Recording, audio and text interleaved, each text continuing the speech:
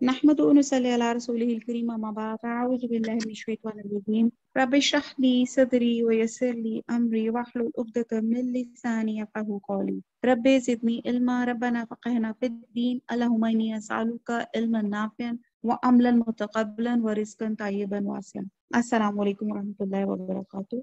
और हमारा 27वां पारा शुरू हो रहा है। अऊज़ु बिल्लाहि मिनश शैतानिर रजीम बिस्मिल्लाहिर रहमानिर रहीम क़ाला क़ाला फ़मा ख़त्बुकुम अय्युहल मुरसलून। 27 पारे के शुरू में है, सूरह ज़ारियात की है। हजरत इब्राहीम ने कहा, अल्लाह के भेजे हुए फरिश्तों तुम्हारा क्या मकसद है। अब यहाँ पे जो लफ्ज़ आ रहा है ना खतब, इससे मुराद होती है शान, किस्सा, यानी कि इस बिशारत के अलावा तुम्हारा और क्या मकसद है जिसके लिए तुम्हें भेजा गया है। उन्होंने जवाब दिया, हम गुनाहगार कौम की तरफ भेजे गए हैं। यानी कि हजरत इब्राहीम अलैहिस्सलाम को पता चल गया था कि जहां उनको बेटी की खुशखबरी दी जा रही है, अब उनके भतीजे हजरत लूत की तरफ ये अजाब लेके जा रहे हैं। और फिर उन्होंने बताया ताकि हम इन पर मिट्टी के कंकर बरसाएं। कहते हैं कि वो अजाब, वो ऐसे कंकर लेकर आए थे कि वो जिस पे लगता था वो उसी वक्त मर जाता था, जो तेरे रब की तरफ से निशान ज़दा हैं इन हद से गुजर जाने वालों के लिए। कहते हैं जो ईमान वाले थे ना हजरत लूत अलैहिस्सलाम के, कहते हैं ये कुछ 13 लोग थे। और हदीस जिब्राइल से साबित है कि जब नबी सल्लल्लाहु अलैहि वसल्लम से पूछा गया कि इस्लाम क्या है, तो आपने फरमाया ला इलाहा इल्लल्लाह की शहादत देना, अकामत सलात, इताए ज़कात, हज और स्याम रमजान। और जब ईमान की बाबत पूछा गया तो कहा गया अल्लाह पे ईमान लाना, उसके मलाइका, किताबों, रसूलों, तकदीर, खैर और शर मिन जानब अल्लाह होने पर ईमान रखना। ये हमारी ईमान की है। और यही चीज मोमिन और मुस्लिम को आपस में फर्क कर देती है। बस जितने ईमानदार वहां थे हमने इन्हें निकाल दिया। जैसे मैंने बताया कि शायद मोर लेस 13 लोग थे। हमने वहां मुसलमानों को सिर्फ एक ही घर पाया जो हजरत लूत अलैहिस्सलाम का था। वहां हमने उनके लिए जो दर्दनाक अजाब का डर रखते हैं एक कामल अलामत छोड़ दी। मूसा के किस्से में भी हमारी तरफ से तंबीह है कि हमने इसे फरौन की तरफ खुली दलील लेकर भेजा। उसने अपने बलबूते पे मुंह मोड़ा और कहने लगा ये जादूगर है या दीवाना। मिलाकर हमने इसे और उसके लश्करों को अपने अजाब में पकड़ के दरिया में डाल दिया। वो था ही मलामत के काबल। इसी तरह आदियों में भी हमारी तरफ से तंबीह है, जबकि हमने इन पे खैर और बरकत से खाली आंधी भेजी और जिस जिस चीज पर गिरती इसे बोसीदा हड्डी की तरह चूरा चूरा कर देती। ये हवा की तासीर थी जो कौम आद पे बतौर अजाब भेजी गई थी। और ये तंदो तेज हवा 7 रातें 8 दिन तक मुसलसल चलती रही थी। आयत नंबर 43। अब कल हमारे यहाँ पाकिस्तान में जो रात आप देखते हैं कि किस तरह दरख्त नीचे गिरे पड़े थे, हवा जो चली थी, अल्लाह ताला खैर की हवाएं भेजे। आयत नंबर 43। और समूद के किस्से में भी इबरत है, जब उनसे कहा गया कि तुम कुछ दिनों तक फायदा उठा लो, लेकिन उन्होंने अपने रब के हुक्म से सरताबी की, जिस पर उन्हें उनके देखते देखते तेज और तन कड़ाके ने हलाक कर दिया। बस ना तो वो खड़े हो सके ना बदला ले सके।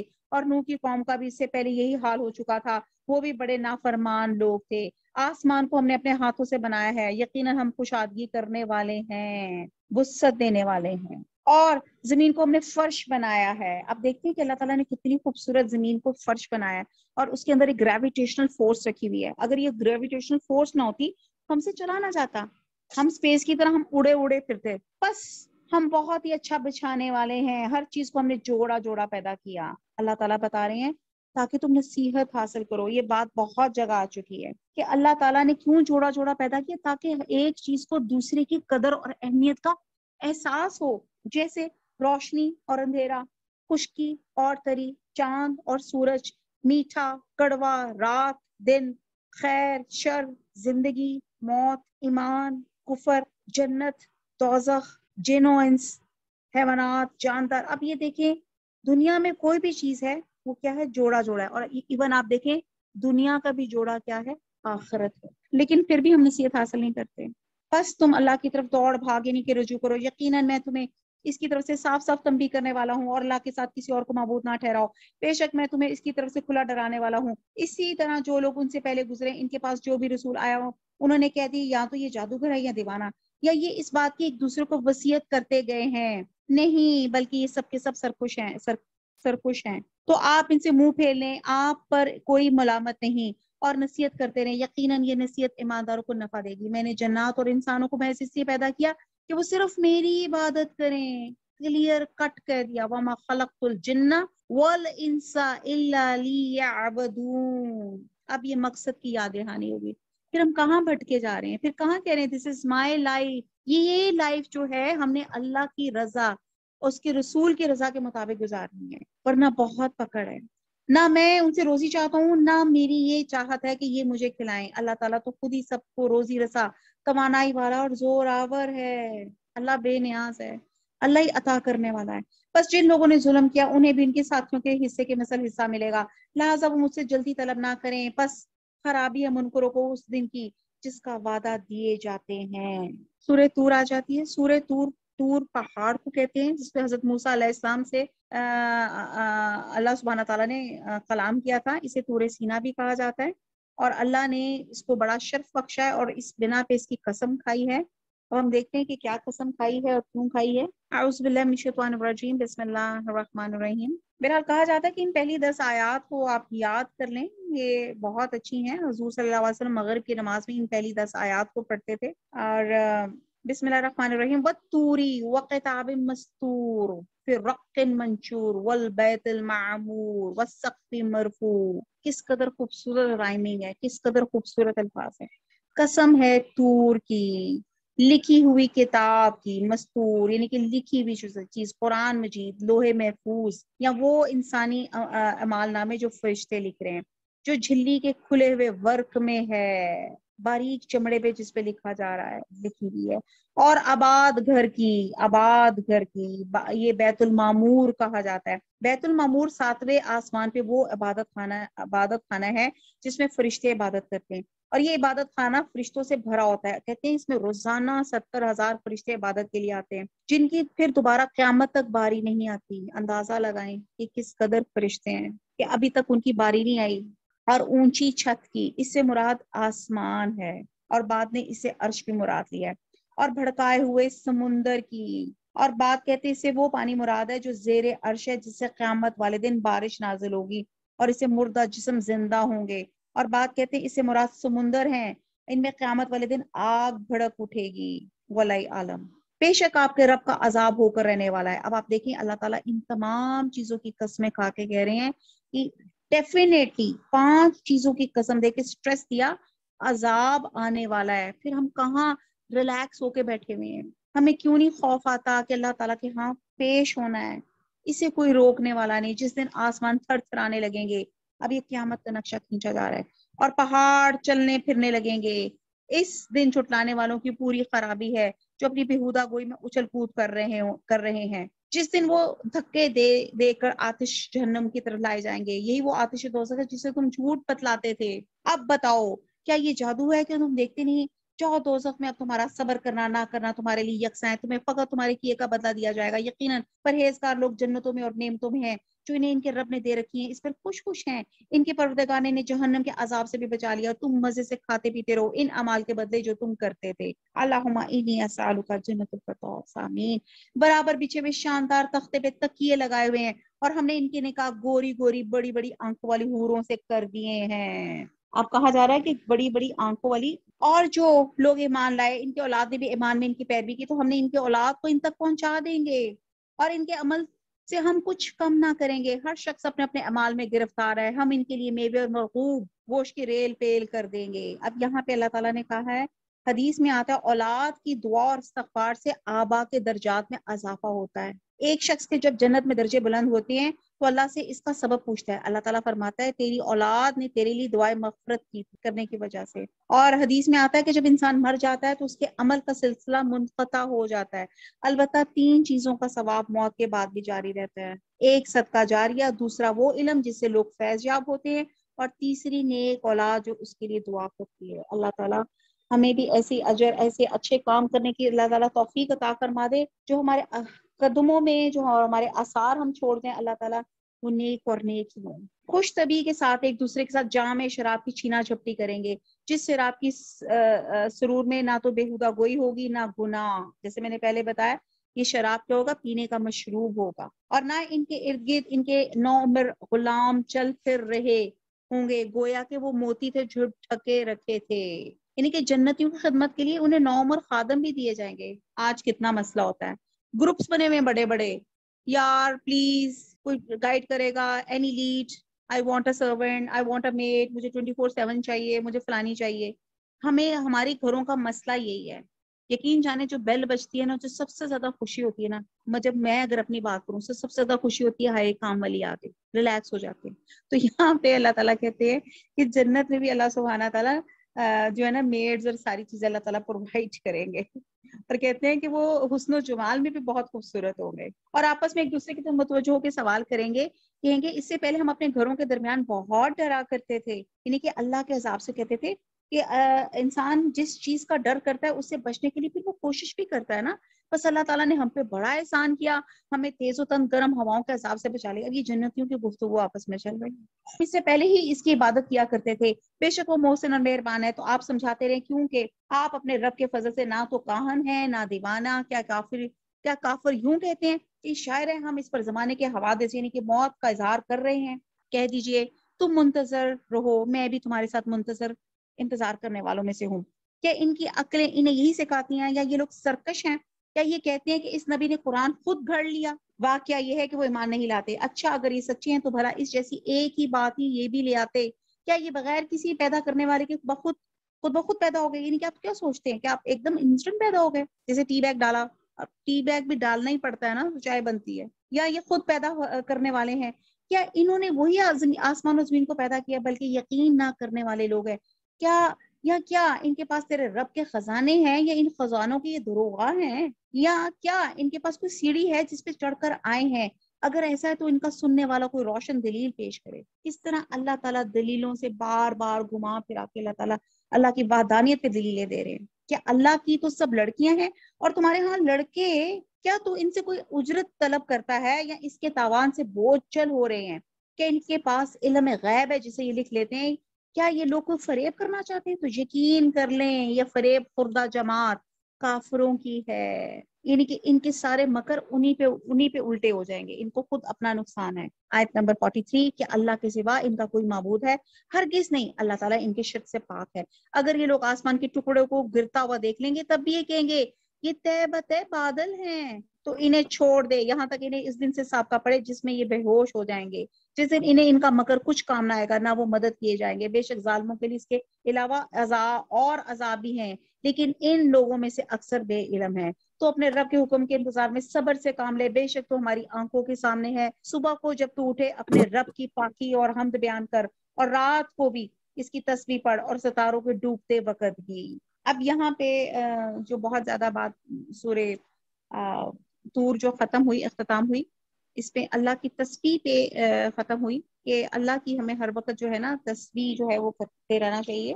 کہتے ہیں کہ اس بڑی امپورٹنٹ ہے کہ ہمیں جب اللہ تعالیٰ کی مدد حاصل کرنی چاہیے نا، جب ہمیں اللہ کی مدد اور اللہ کی تائید چاہیے تو ہمیں اللہ کی تسبیح بھی کرنا چاہیے، اور اللہ کا شکر بھی تسبیح ہے. تو جیسے آیت نمبر 48 میں وَسَبِّحْ بِحَمْدِ رَبِّكَ حِینَ تَقُومُ، تو جب تم کسی مجلس سے اٹھو تو اللہ کی تسبیح کر لو. حضرت ابو ہریرہ سے روایت ہے کہ حضور صلی اللہ علیہ وسلم نے فرمایا کہ جو شخص کسی مجلس میں بیٹھا اور اس میں خوب یعنی کہ ہو اللہ کا ذکر یا باتیں، اگر آپ یہ تسبیح پڑھ لیں، جو میں اکثر ہر کلاس کے بعد ہم یہ دعا پڑھتے ہیں، تو اللہ تعالیٰ کہتا ہے کہ اگر اس محفل میں کچھ غلط بات بھی ہو تو اللہ تعالیٰ اس کو معاف فرما دیتے ہیں.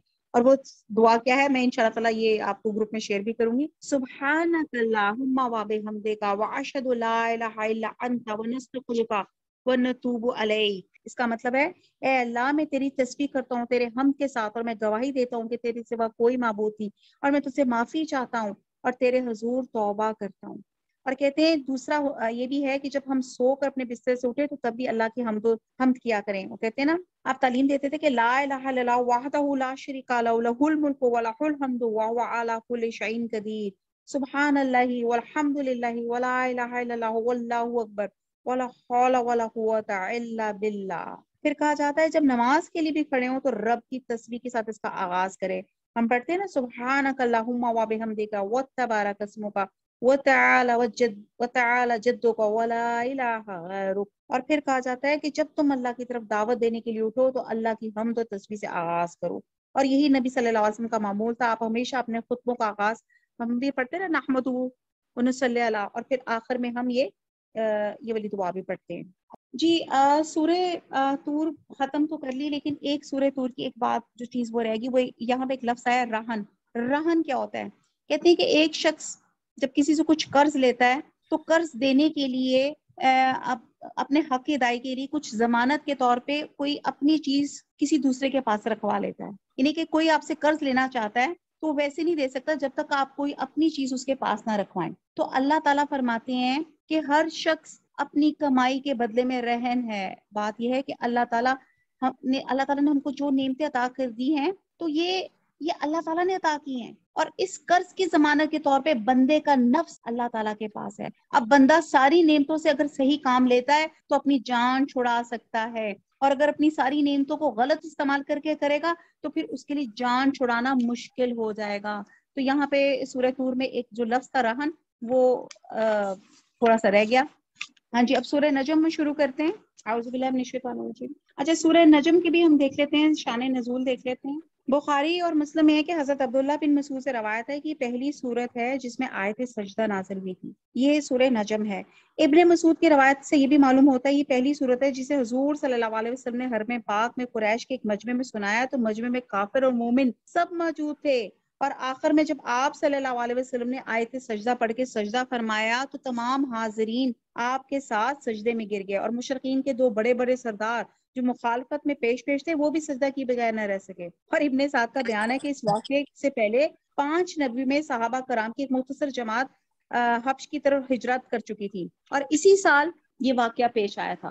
اور حضور صلی اللہ علیہ وسلم نبوت کے منصب پہ فائز ہونے کے بعد 5 سال تک نجی اور مخصوص مجلسوں میں اللہ کا کلام سنا کے لوگوں کو دین کی دعوت دیتے رہتے تھے. اور کفار جو تھے وہ کہتے تھے یہ قرآن کا لفظ میں بڑی تاثیر ہے, آپ کی زبان مبارک سے جو قرآن سن لیتا ہے وہ متاثر ہوئے بغیر نہیں رہ سکتا. تو انہوں نے آپ کے خلاف پروپیگنڈا لوگوں نے شروع کر دیا کہ آپ جہاں آپ قرآن سنائیں وہاں پہ خوب شور مچاؤ تاکہ شور میں آپ کی آواز دب جائے. کہتے ہیں کہ انہی حالات میں ایک روز حرم میں قریش کے ایک بڑے مجمع میں حضور صلی اللہ علیہ وسلم ایک تقریر کے لیے کھڑے ہوئے, اور اس وقت آپ کی زبان مبارک پہ اللہ کے حکم سے سورہ نجم جاری ہوگی. اس کلام کی تاثیر کی شدت کا یہ عالم تھا. آپ نے کلام سنایا تو مخالفین کو شور مچانے کا ہوش نہیں رہا, اور خاتمے پہ جب آپ نے سجدہ فرمایا تو سب سجدے میں گر گئے اور وہ سخت پریشان ہوئے, اور لوگوں نے خوب تانے دیے کہ ہمیں تو محمد صلی اللہ علیہ وسلم کا کلام سننے سے منع کرتے ہو اور خود کان لگا کے سنتے ہو اور سجدہ بھی کر دیا. پھر کفار نے یہ بات بنا کے اپنا پیچھا چھڑایا کہ ہم نے سمجھا تھا کہ حضور صلی اللہ علیہ وسلم ہماری دیویوں کو بلند مرتبہ تسلیم کر رہے ہیں, حالانکہ انہوں نے سری جھوٹ بولا تھا. حقیقت یہ تھی کہ اللہ کے کلام سے حضور صلی اللہ علیہ وسلم کی مقدس ہستی سے متاثر ہو کے وہ بھی سجدے میں گر پڑے تھے. سبحان اللہ. تو اسی کی شان نزول کو بیک گراؤنڈ کو لیتے ہوئے ہم اس کو پڑھتے ہیں اور اس کو محسوس کرنے کی کوشش کرتے ہیں. اعوذ باللہ من الشیطان الرجیم, بسم اللہ الرحمن الرحیم. والنجم اذا ہوا ما ضل صاحبکم وما غوا. قسم ہے ستارے کی جب وہ گرے کہ تمہارے ساتھی نہ راہ گم کی نہ ٹیڑھی راہ پر ہے. اچھا, قسم ہے ستارے کی جب وہ گرے کہ تمہارے ساتھی نے نہ راہ گم کی نہ وہ ٹیڑھی راہ پر ہے, اور نہ اپنی خواہش سے کوئی بات کہتا ہے. وہ تو صرف وہی ہے جو اتاری جاتی ہے, اسے پوری طاقت والے فرشتے نے سکھایا. یعنی کہ حضرت جبرائیل علیہ السلام نے. کہتے ہیں کہ حضور صلی اللہ علیہ وسلم نے حضرت جبرائیل کو ان کی شکل میں 2 دفعہ دیکھا تھا, ایک تو بعثت کے ابتدائی دور کا اور پھر ایک معراج کی دفعہ آپ نے دیکھا تھا. اور آپ نے دیکھا تھا کہ ان کے 600 پر ہے اور ایک پر مشرق اور مغرب کے درمیان فاصلے جتنا ہے. اور آیت نمبر 6 جو زور آور ہے, اس سے مراد جبرائیل علیہ السلام ہے, اور پیغمبر پہ وحی لانے اور اسے سکھلانے والے یہی فرشتے ہیں. پھر وہ سیدھا کھڑا ہو گیا اور بلند آسمان کے کناروں پہ تھا, اور پھر نزدیک ہوا اور اتر آیا. پھر وہ 2 کمانوں کے بقدر فاصلے رہ گیا, بلکہ اس سے بھی کم. یعنی کہ وہ بتایا جا رہا ہے کہ آپ نے ان کو حضرت جبرائیل کو اصل حالت میں دیکھا تھا. بس اس نے اللہ کے بندے کو وہی پہنچائی جو بھی پہنچائی. دل نے جھوٹ نہیں کہا جسے پیغمبر نے دیکھا. کیا تم جھگڑا کرتے ہو اس پر جو پیغمبر دیکھتے ہیں؟ تو ایک مرتبہ اور بھی دیکھا تھا سدرۃ المنتہا کے پاس, یعنی کہ 2 دفعہ حضرت حضور نے ان کو جبرائیل علیہ السلام کو دیکھا تھا. اس کے پاس جنت المأوا ہے, جب کہ سدرہ کو چھپا لیتی ہے وہ چیز جو چھپا رہی تھی. جنت المأوا کہتے ہیں کہ حضرت آدم علیہ السلام کا مسکن یہی تھا, اور بات کہتے ہیں کہ روحیں یہیں پہ آ کر جمع ہوتی ہیں. اور سدرۃ المنتہا اس کیفیت کا بیان ہے جو شب معراج میں حضور صلی اللہ علیہ وسلم نے اس کا مشاہدہ کیا تھا کہ سونے کے پروانے اس کے گرد منڈلا رہے ہیں اور فرشتوں کا عکس اس پہ پڑ رہا ہے, اور رب کی تجلیات کا مظہر بھی وہی ہے. اور اسی مقام پہ نبی صلی اللہ علیہ وسلم کو معراج میں اللہ تعالیٰ نے 3 گفٹ دیے تھے. جس میں 5 وقت کی نماز، سورہ بقرہ کی آخری آیات، اور ہر اس مسلمان کی مغفرت کا وعدہ جو شرک کی آلودگیوں سے پاک ہوگا۔ نہ تو نگاہ بہکی نہ حد سے بڑی، یقیناً اس سے اپنے رب کی بڑی بڑی نشانیوں میں سے بعد نشانیاں دیکھ لیں۔ کیا تم نے لات اور عزا کو دیکھا اور منات تیسرے پچھلے کو؟ کیا تمہارے لیے لڑکے اور اللہ کے لیے لڑکیاں ہیں؟ اب انہوں نے نا عرب کے 3 مشہور بتوں کے نام ہے، لات، اور کہتے ہیں کہ یہ جو تھا نا ایک نیک آدمی تھا جو حاجیوں کو ستو گھول کے پلایا کرتا تھا۔ جب یہ مر گیا تو لوگوں نے اس کی قبر کو عبادت گاہ بنا لیا، اس کے مجسمے اور بت بنا لیے۔ یہ طائف اور بنو ثقیف کا سب سے بڑا بت تھا، اور عزا کہتے ہیں کہ اللہ کا صفاتی نام ہے، اور بعد یہ کہتے ہیں یہ ایک درخت تھا جس کی عبادت کی جاتی تھی، اور بعد کہتے ہیں یہ شیطانی بھوتنی تھی جو بعد درختوں میں ظاہر ہوتی تھی، اور بعد کہتے ہیں یہ سنگ کوئی پتھر تھا جس کو یہ پوچھتے تھے۔ اور بہرحال ایک تھا منات، اور جس کے یہ بھی ایک بت انہوں نے بنایا تھا، اور اس کا تقرب حاصل کرنے کے لیے لوگ کثرت سے اس کے پاس جانور ذبح کرتے تھے اور اس کا خون بہاتے تھے۔ بہرحال یہاں پہ ان کے بتوں کا ذکر کیا جا رہا ہے، لات، عزا اور منات۔ کیا تمہارے لیے لڑکے اور اللہ کے لیے لڑکیاں؟ یہ تو اب بڑی بے انصافی کی تقسیم ہے۔ دراصل یہ صرف نام ہے جو تم نے اور تمہارے باپ دادوں نے ان کے لیے رکھ لیے ہیں، اللہ نے ان کی کوئی دلیل نہیں اتاری، یہ لوگ تو صرف اٹکل کے اور اپنی نفسانی خواہشوں کے پیچھے پڑے ہوئے ہیں۔ یقیناً ان کے رب کی طرف سے ان کے پاس ہدایت آ چکی، کیا ہر شخص جو آرزو کرے اسے میسر ہے؟ اور بات ہے کہ اللہ تعالیٰ اپنی کچھ اجازت دے دے، بے شک جو لوگ ہی ان کے علم کی انتہا ہے، آپ کا رب اس سے خوب واقف ہے جو اس کی راہ سے بھٹک گیا ہے، اور وہی خوب واقف ہے اس سے بھی جو راہ یافتہ ہے۔ اللہ ہی کا ہے جو کچھ آسمانوں میں ہے اور جو کچھ زمین میں ہے، تاکہ اللہ تعالیٰ برے عمل کرنے والوں کو ان کے اعمال کا بدلہ دے اور نیک کام کرنے والوں کو اچھا بدلہ عنایت فرمائے۔ ان لوگوں کو جو بڑے گناہوں سے بچتے ہیں اور بے حیائی سے بھی، اور سوائے کسی چھوٹے سے گناہ کے، بے شک تیرا رب کشادہ مغفرت والا ہے اور تمہیں بخوبی جانتا ہے۔ جبکہ اس نے تمہیں زمین سے پیدا کیا، جبکہ تم اپنی ماؤں کے پیٹ میں بچے تھے، پس اپنی پاکیزگی آپ بیان نہ کرو، وہی پرہیزگار کو خوب جانتا ہے۔ اب یہاں گناہوں کی بات کی جا رہی ہے، تو یہاں پہ اللہ تعالیٰ ہمیں کبیرہ گناہوں سے بچائے، اور دوسرا یہ بات ہے ہر وہ گناہ کبیرہ ہے جس پہ جہنم کی وعید ہے، جس کی قرآن اور حدیث میں سخت مذمت آئی ہے۔ اور بہرحال اسکالرز کہتے ہیں کہ چھوٹے گناہ کو بھی مسلسل کرنے سے وہ بھی کبیرہ گناہ بن جاتا ہے۔ آیت نمبر 33، کیا آپ نے اسے دیکھا جس نے منہ موڑ لیا، بہت کم دیا اور ہاتھ روک لیا، یعنی کہ تھوڑی سی اطاعت کی اور پیچھے ہٹ گیا؟ ٹھیک ہے، یہ ایسے شخص کے لیے استعمال کیا جاتا ہے جو کسی کو کچھ نہ دے لیکن پورا نہ دے، کوئی کام شروع کرے لیکن اسے پائے تکمیل تک نہ پہنچائے۔ کیا اسے علم غیب ہے کہ وہ سب کچھ دیکھ رہا ہے؟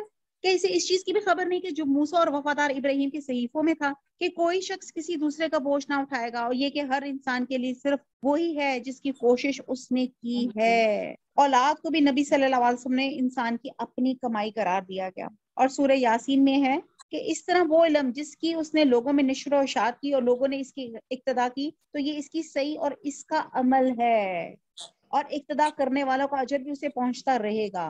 یعنی کہ ہر بندے کا اپنا عمل ہے، اپنی قبر ہے، اپنا حساب ہے، اور یہ کہ بے شک اس کی کوشش قریب دیکھی جائے گی، پھر اسے پورا بدلہ دیا جائے گا، اور یہ کہ آپ کے رب ہی کی طرف پہنچنا ہے، اور یہ کہ وہی ہنساتا ہے، وہی رلاتا ہے، اور یہ کہ وہی مارتا ہے اور جلاتا ہے، اور یہ کہ اس نے جوڑا یعنی نر و مادہ پیدا کیے نطفے سے جبکہ وہ ٹپکایا جاتا ہے، اور یہ کہ اسی کے ذمہ دوبارہ پیدا کرنا ہے، اور یہی کہ وہ مالدار بناتا ہے اور سرمایہ دیتا ہے، اور یہی کہ وہی شعرا ستارے کا رب ہے، اور یہ کہ اسی نے آد اول کو ہلاک کیا اور سمود کو بھی، جن میں سے ایک کو بھی باقی نہ رکھا، اور اس سے پہلے قوم نوح کو یقین اور بڑے ظالم اور سرکش تھے، پھر قوموں کے حالات آ رہے ہیں، اور متفقہ شہر یا الٹی ہوئی بستیوں کو اس نے الٹ دیا، پھر اس پر چھایا گیا جو چھا گیا۔ بس اے انسان تو اپنے رب کی کس نعمت پہ جھگڑے گا؟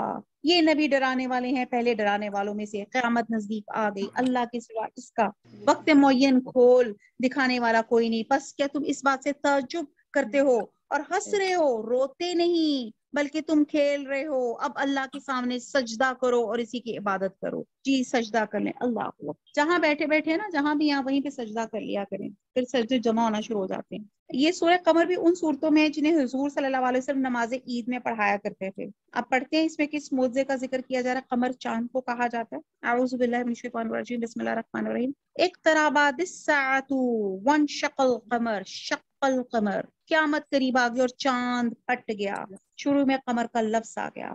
یہ وہ معجزہ ہے جو اہل مکہ کے مطالبے پہ دکھایا گیا تھا۔ وہ کہتے تھے نا کہ جی اس کے ساتھ کو باڈی گارڈز کیوں نہیں چلتے، صفا مروا سونے کے ہو جاتے، انہوں نے کہا ذرا چاند کو 2 ٹکڑے ٹکڑے کر کے دکھائیں، اور آپ کہتے ہیں کہ آپ صلی اللہ علیہ وسلم نے ایسی انگلی کی تو چاند 2 ٹکڑے ہو بھی گیا، حتیٰ کہ لوگوں نے ہرا کو اس کے درمیان دیکھا، یعنی کہ اس کا ایک ٹکڑا پہاڑ کے اس طرف تھا اور ایک ٹکڑا اس طرف تھا۔ یہ واضح معجزہ تھا، لیکن پھر بھی لوگوں نے جو ایمان نہیں لانا تھا انہوں نے اس کو نظر بندی کر کے انہوں نے اس پر ایمان نہیں لے کر آئے۔ یہ اگر کوئی معجزہ دیکھتے تو منہ پھیر لیتے اور کہہ دیتے یہ تو پہلے سے چلا آتا ہوا جادو ہے، انہوں نے جھٹلایا اور اپنی خواہشوں کی پیروی کی، ہر کام ٹھہرے ہوئے وقت پہ مقرر ہے، یقیناً ان کے پاس وہ خبریں آ چکی جن میں ڈانٹ ڈپٹ کی نصیحت ہے اور کامل عقل کی بات ہے، لیکن ان ڈرانی باتوں نے بھی کچھ فائدہ نہ دیا۔ پس اے نبی تم ان سے اعراض کرو جس دن ایک پکارنے والا ناگوار چیز کی طرف پکارے گا، یہ جھکی آنکھوں قبروں سے اس طرح نکل کھڑے ہوں گے کہ گویا وہ پھیلا ہوا ٹڈی دل ہے، ایسے پھیل جائیں گے، قبروں سے نکل جائیں گے، تیزی سے نکل جائیں گے، آنن فانن پکارنے والے کی طرف دوڑتے ہوں گے۔ یہ قیامت کا منظر بیان کیا تھا، اور کافر کہیں گے یہ دن تو بہت سخت ہے، ان سے پہلے قوم نوح نے بھی ہمارے بندے کو چھٹلایا تھا اور دیوانہ بتلاتے جھڑک دیا تھا، بس اس نے اپنے رب سے دعا کی کہ میں بے بس ہوں تو میری مدد کر، فدعا ربہ انی مغلوب فانتصر، بس ہم نے آسمان کے دروازے کو زور کی نیند سے کھول دیا۔ کہتے ہیں کہ 40 دن تک مسلسل خوب بارش ہوئی، کیونکہ انہوں نے حضرت نوح علیہ السلام کو وارن کیا تھا، سورہ شعراء میں ہے اے نوح اگر تو باز نہ ہے ہم تجھے سنسار کر دیں گے، جس پہ حضرت نوح نے دعا مانگی تھی کہ میں بے بس ہوں میری مدد کرو، تو اللہ تعالیٰ نے آسمان سے 40 دن تک مسلسل پانی برسایا اور زمین سے چشموں کو جاری کر دیا، بس اس کا کام جو مقدر کیا گیا تھا خوب جمع ہو گیا۔ جیسے میں نے آپ کو بتایا نا کہ زمین اور آسمان نے مل کر کام کیا، وہ جگہ جہاں دور دور تک پانی تھا اللہ کے حکم سے وہاں پہ سونامی ہو گیا، ہم نے اسے تختوں اور کیلوں والی کشتی پہ سوار کر دیا جو ہماری آنکھوں کے سامنے چل رہی تھی، بدلہ اس کی طرف ہے جس کا کفر کیا گیا۔ اب لوگ پہلے مذاق اڑاتے تھے، ہائے یہ کشتی یہ لکڑی کے کچھ تختے طوفان سے بچا لیں گے، پہلے تو طوفان آئے گا کیسے اور پھر کیسے بچا لیں گے، لیکن اس میں صرف جو سوار ہوئے اللہ تعالیٰ نے انہیں کو حفاظت سے رکھا، اور بے شک ہم نے اس کا واقعہ کو نشان بنا کے باقی رکھا، کوئی ہے نصیحت حاصل کرنے والا؟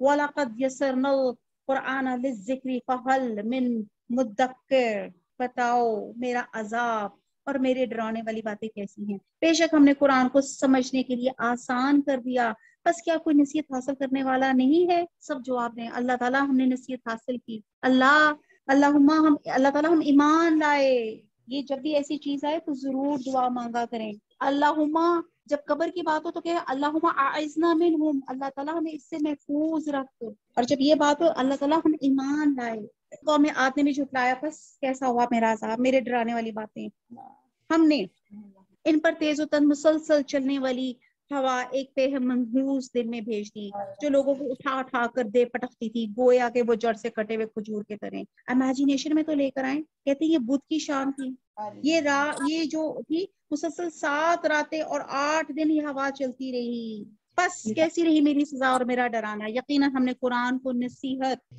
کے لیے آسان کر دیا، بس کیا کوئی ہے نصیحت پکڑنے والا؟ قومی ثبوت نے ڈرانے والوں کو جھٹلایا، پھر تمام اقوام کا ذکر آ رہا ہے، اور کہنے لگے ہمیں میں سے ایک شخص کی ہم فرما بداری کرنے لگے، تب تم یقیناً غلطی اور دیوانگی میں پڑے ہوئے ہوں گے، کیا ہمارے سب کے درمیان صرف اسی پہ وحی اتاری گئی؟ نہیں، بلکہ وہ جھوٹا شیخ خورا ہے، اب سب جان لیں گے کہ کل کو کون جھوٹا اور شیخ خورا تھا، بے شک ہم نے ان کی آزمائش کے لیے اونٹنی بھیجی تھی، بس اے صالح تو ان کا منتظر ہے اور صبر کر، اور ہاں انہیں خبر کر دے کہ پانی ان میں تقسیم شدہ ہے، یعنی کہ ان کے پانی کا تھا، ایک دن اونٹنی پانی پیتی تھی اور باقی بستی والے دن پانی پیتے تھے، ہر ایک اپنی باری پہ حاضر ہوگا، انہوں نے اپنے رفیق کو آواز دی جس نے وار کیا اور کونچے کاٹ ڈالی۔ اب یہ کون تھا؟ قدار بن صالح اس کا نام بتایا جاتا ہے، اس نے تلوار یا اونٹنی کو پکڑا، اس کی ٹانگیں کاٹ دی اور پھر اس کو ذبح کر ڈالا، بس کیوں کر ہوا میرا عذاب اور میرا ڈرانا۔ بہرحال کچھ یوں بھی آتا ہے کہ وہ اس کی جب ٹانگیں کاٹی تو اونٹنی چیختی ہوئی واپس پہاڑیوں میں واپس بھی چلی گئی تھی،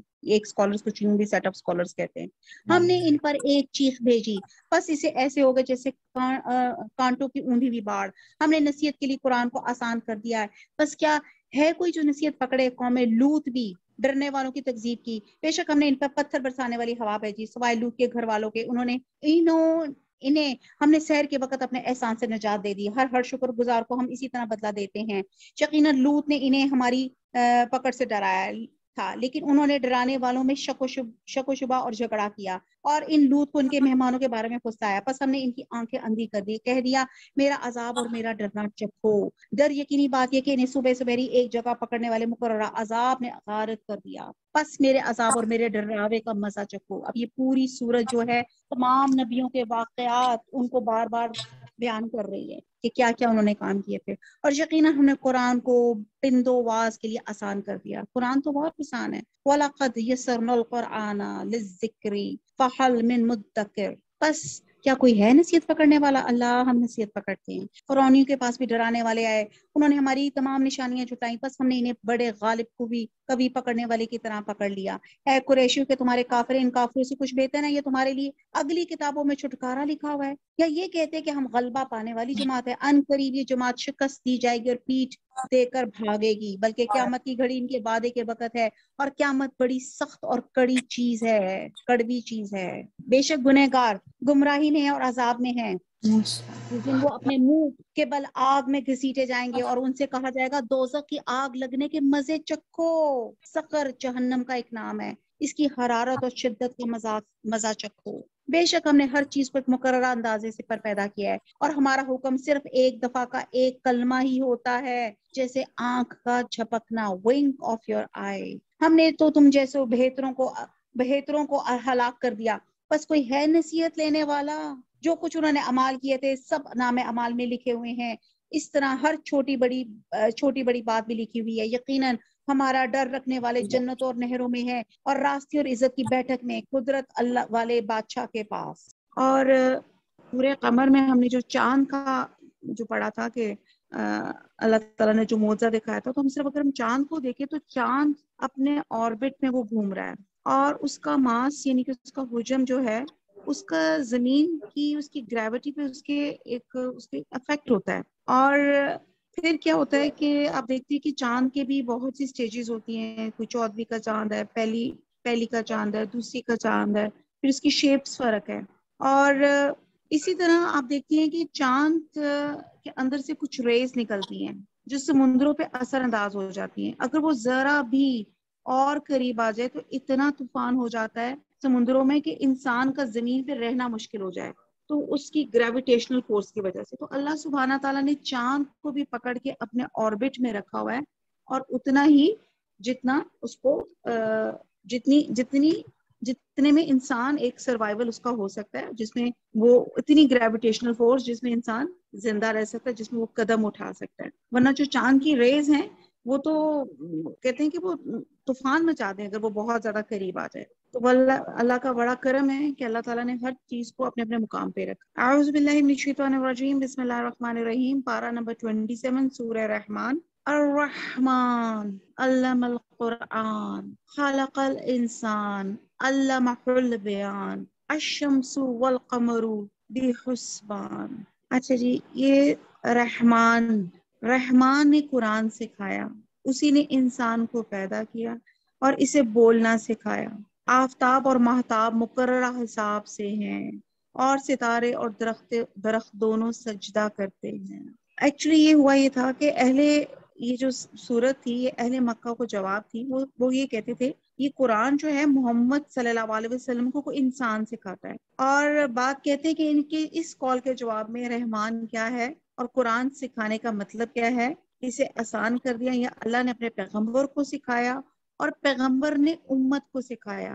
تو اس صورت میں اللہ تعالیٰ نے اپنی بہت سی نعمتیں اللہ تعالیٰ نے گنوائی ہیں، چونکہ تعلیم قرآن اور اس کی اتنی زیادہ امپورٹنس ہے، تو بہرحال یہاں پہ بتایا گیا ہے سورہ رحمان کے شروع میں کہ یہ رحمان کی طرف سے ہے، اور اسی نے انسان کو پیدا کیا، اور وہی قرآن بھی جو ہے رحمان اللہ کی صفت ہے، بہت مہربان ہے، بہت رحم کرنے والا ہے۔ اور اس کی رحمت کا اظہار کس طرح ہوا اس قرآن کے ذریعے سے اس نے انسان کو پیدا کر کے چھوڑ نہیں دیا بھٹکنے کے لیے، بلکہ اسے رہنمائی کے لیے کتاب بھیجی، اور قیامت تک اس کتاب کی حفاظت کا ذمہ بھی اللہ سبحانہ تعالیٰ نے خود ہی لے لیا۔ پھر اس کی تعلیم دی، یعنی کہ جس طرح آپ دنیا میں کوئی چھوٹی سی چیز لیتے ہیں اور ساتھ اس کی ایک مینول بک ہوتی ہے کہ ہاؤ ٹو یوز اٹ، جیسے آپ کیٹل یا کوئی چیز لیتے ہیں ساتھ لکھا ہوتا ہے کہ اس کو اتنے وولٹ بجلی کے ساتھ یا اس طرح آپ کریں تو ہی بہترین چل سکتا ہے، تو اللہ سبحانہ تعالیٰ نے جب انسان کو پیدا کیا تو اس کو ایسے ہی چھوڑ دیا اور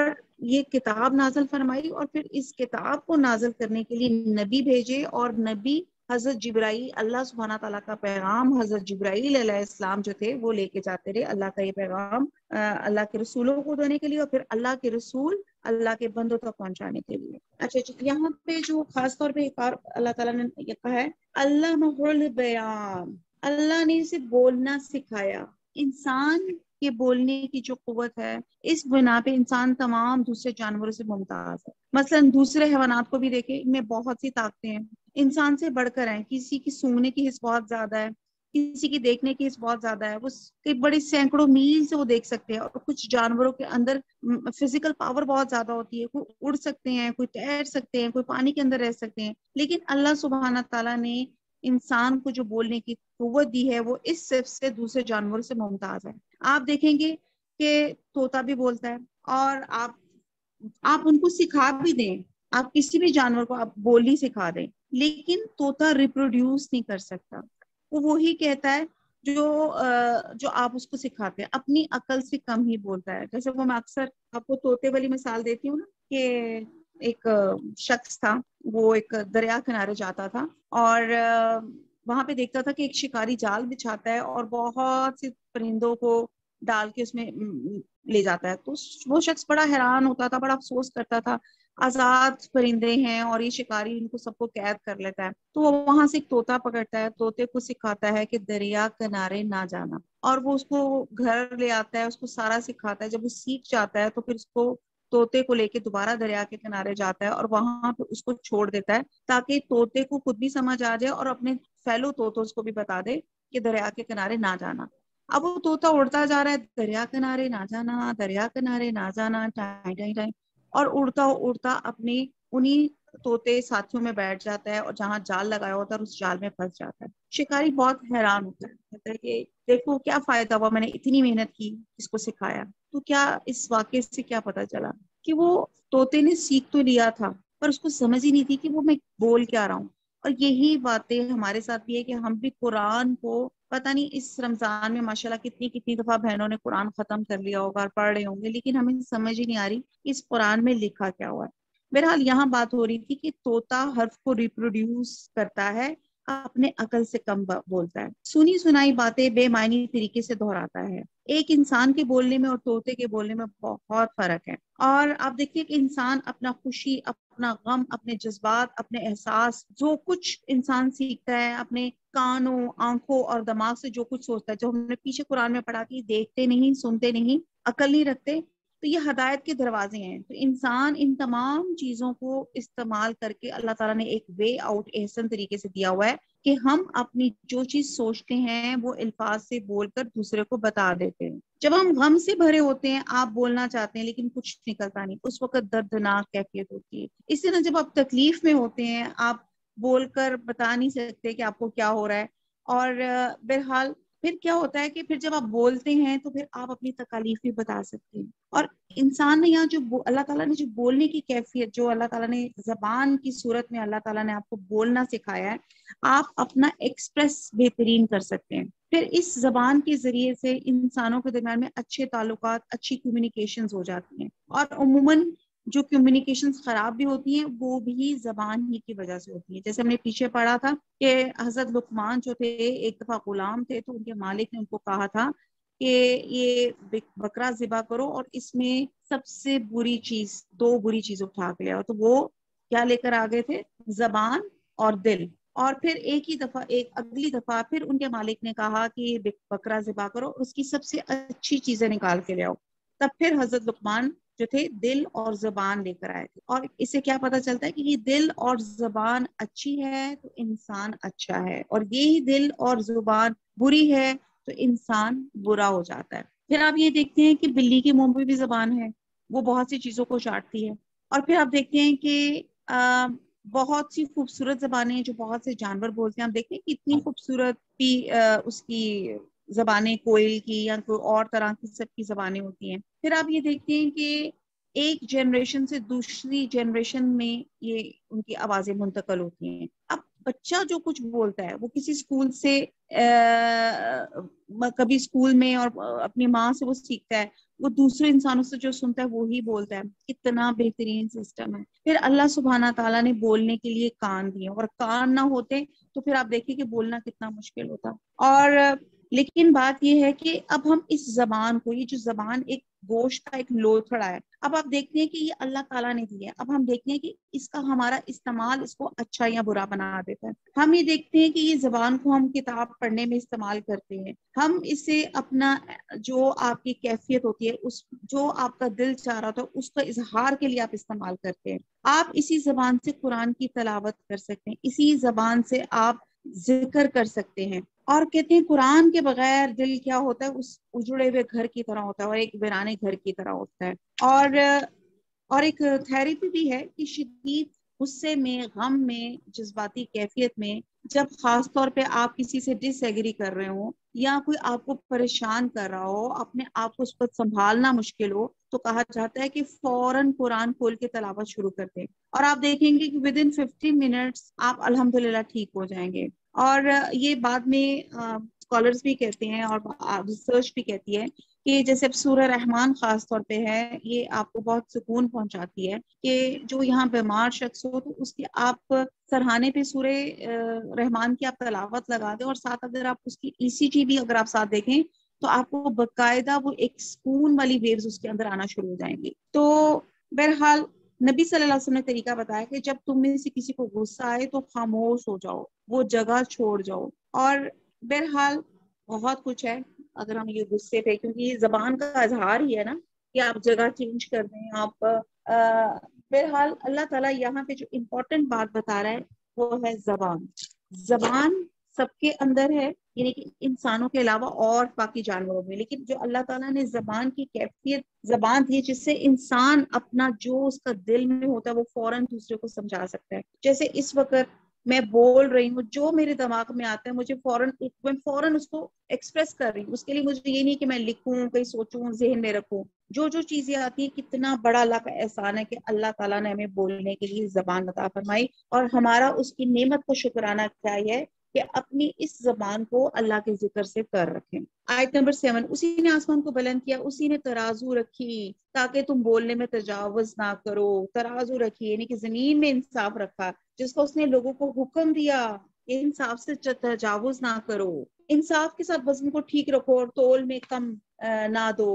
اور اسی نے مخلوق کے لیے زمین بچھا دی، اور جس میں میوے اور خوشے والی کھجور کے درخت ہیں، اور بھوس والا اناج بھی، اور خوشبودار پھول ہیں. بس فَبِأَيِّ آلَاءِ رَبِّكُمَا تُكَذِّبَانِ، پس اے انسانوں اور جنوں تم اپنے پروردگار کی کس کس نعمت کو جھٹلاؤ گے. اب یہ انسان اور جنوں دونوں سے خطاب ہے. اللہ تعالیٰ اپنی نعمت گنوا کے ان سے پوچھ رہا ہے، اور یہ تکرار اس شخص کی طرح ہے جو کسی پر مسلسل احسان کرے لیکن اس کے احسان کا منکر ہو، کہ میں نے تیرا فلاں کام کیا پھر بھی تو انکار کر رہا ہے، فلاں چیز دی، فلاں دیکھ، فلاں احسان کیا پھر بھی میرا خیال نہیں.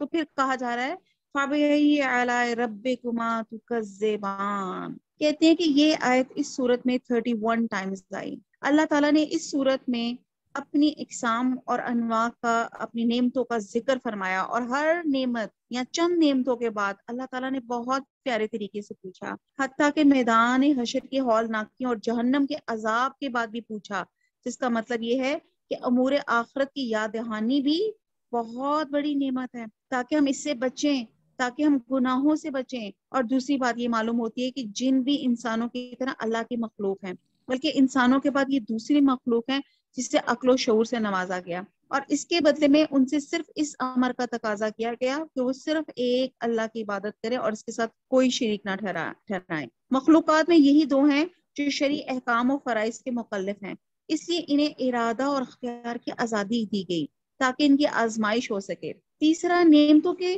بیان کے بعد یہ بھی ثابت ہوتا ہے کہ اللہ کی نعمتوں سے فائدہ اٹھانا جائز ہے اور مستحب ہے، اور یہ یعنی کہ اللہ تعالیٰ نے جو آپ کو نعمت دیا آپ اس کو آپ استعمال کر سکتے ہیں۔ تو پھر اللہ تعالیٰ بار بار یہ سوال کرتے ہیں تم اللہ کی کون کون سی نعمتوں سے تکذیب کرو گے، اور مقصد یہ ہے اللہ تعالیٰ یاد دہانی کیوں کر رہے ہیں؟ تاکہ ہم اللہ تعالیٰ کی نافرمانی سے بچ سکیں، جس نے یہ ساری نعمتیں پیدا کی۔ اس لیے نبی صلی اللہ علیہ وسلم نے فرمایا کہ اس کے جواب میں یہ پڑھنا چاہیے، لا بشعم بنعمتک ربنا تکذب فلق الحمد۔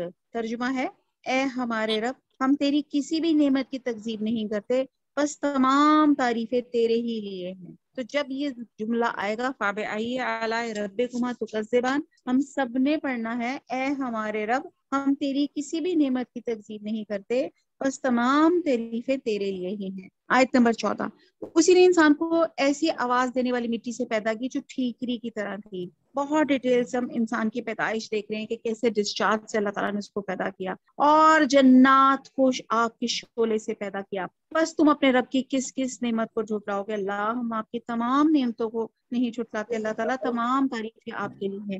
وہ رب ہے جو دونوں مشرق اور دونوں مغربوں کا ہے۔ تو اے جنوں انسانوں تم اپنے رب کی کس کس نعمت کو جھٹلاؤ گے؟ اس نے 2 دریا جاری کر دیے جو ایک دوسرے سے مل جاتے ہیں، ان دونوں میں ایک آڑ ہے اور اس سے بڑھ نہیں سکتے۔ یہ بھی ہم نے بہت ڈیٹیل سے ہم نے پڑھا تھا کہ اللہ تعالیٰ نے میٹھا پانی اور کھارے پانی کے جو اللہ تعالیٰ نے پانی بنایا ہے اس کی بھی اپنی اپنی کوالٹیز ہیں۔ میٹھا پانی ہمارے پانی پینے کے لیے کام آتا ہے، اور جو کھارا پانی ہے جو اس وقت 3 حصے دنیا کے ہیں جس میں اتنی میرین لائف ہے، اتنی ایکواٹک لائف ہے، کیا کیا اس میں جانور اور پودے ہیں، اور وہ کب سے وہ پیدا ہوئے ہیں اور کب سے اس کے اندر مر رہے ہیں، وہ اس کے اندر نمک کی اتنی مقدار ہے کہ اس کی وجہ سے فضا میں بدبو اور جو ہے کوئی اور سمیل یا اس کا پانی جو ہے وہ اس کا وہ نہیں اٹھتا۔ اور پھر آپ یہ دیکھتے ہیں کہ یہی پانی جب واٹر ویپرز بن کر اٹھتا ہے تو وہ صاف ڈرنکبل ہو جاتا ہے۔ تو یہ ہے فَبِأَيِّ آلَاءِ رَبِّكُمَا تُكَذِّبَانِ۔ اللہ تعالیٰ ہم آپ کی کسی بھی نعمت کا اللہ تعالیٰ ہم انکار نہیں کرتے، اور تمام حمد آپ ہی کے لیے ہے۔ بس اپنے پروردگار کی کون کون سی نعمت کو چھٹاؤ گے؟ ان دونوں میں سے موتی اور مونگے برآمد ہوتے ہیں۔ اب اللہ تعالیٰ فرما رہے ہیں کہ آپ یہ دیکھیں کہ اس میں سے کیا ہے۔ اچھا دیکھا کہ اس میں آڑ ہے، یعنی کہ میٹھے پانی میں اور دریا کے پانی میں ایک آڑ ہے، حالانکہ وہ آڑ نظر نہیں آ رہی لیکن وہ آپس میں مل نہیں رہے۔ دیکھیں آپ بیسکلی آپ دیکھیں، اگر آپ صاف پانی کے اندر ایک روح افزا کا ڈراپ گراتے تھے، گندا پانی ڈراتے تھے، وہ بالکل اس میں مکس اپ ہو جاتا ہے۔ تو یہاں پہ اللہ تعالیٰ کا اعجاز ہے کہ میٹھا پانی اور کھارا پانی یہ آپس میں ملتے نہیں، اور یہی دونوں کے درمیان کی آڑ یا برزخ ہے جو اللہ نے رکھی ہے، اور دونوں اس سے تجاوز نہیں ہوتے۔ پھر اللہ تعالیٰ نے سمندروں کے اندر زیورات ہمارے لیے نکالے، موتی اور مونگے برآمد ہوتے ہیں۔ پھر تم اپنے رب کی کس کس نعمت کو جھٹلاؤ گے؟ اور اللہ ہی کی ملکیت میں ہیں وہ جہاز جو سمندروں میں پہاڑ کی طرح کھڑے ہوئے چل رہے ہیں۔ پس ہے انسانوں اور جنوں تم اپنے رب کی کس کس نعمت کو جھٹلاؤ گے؟ زمین پر جو ہے سب فنا ہونے والا ہے، صرف تیرے رب کی ذات ہے جو عظمت اور عزت والی ہے، باقی رہ جائے گی۔ پھر تم اپنے رب کی کس کس نعمت کو جھٹلاؤ گے؟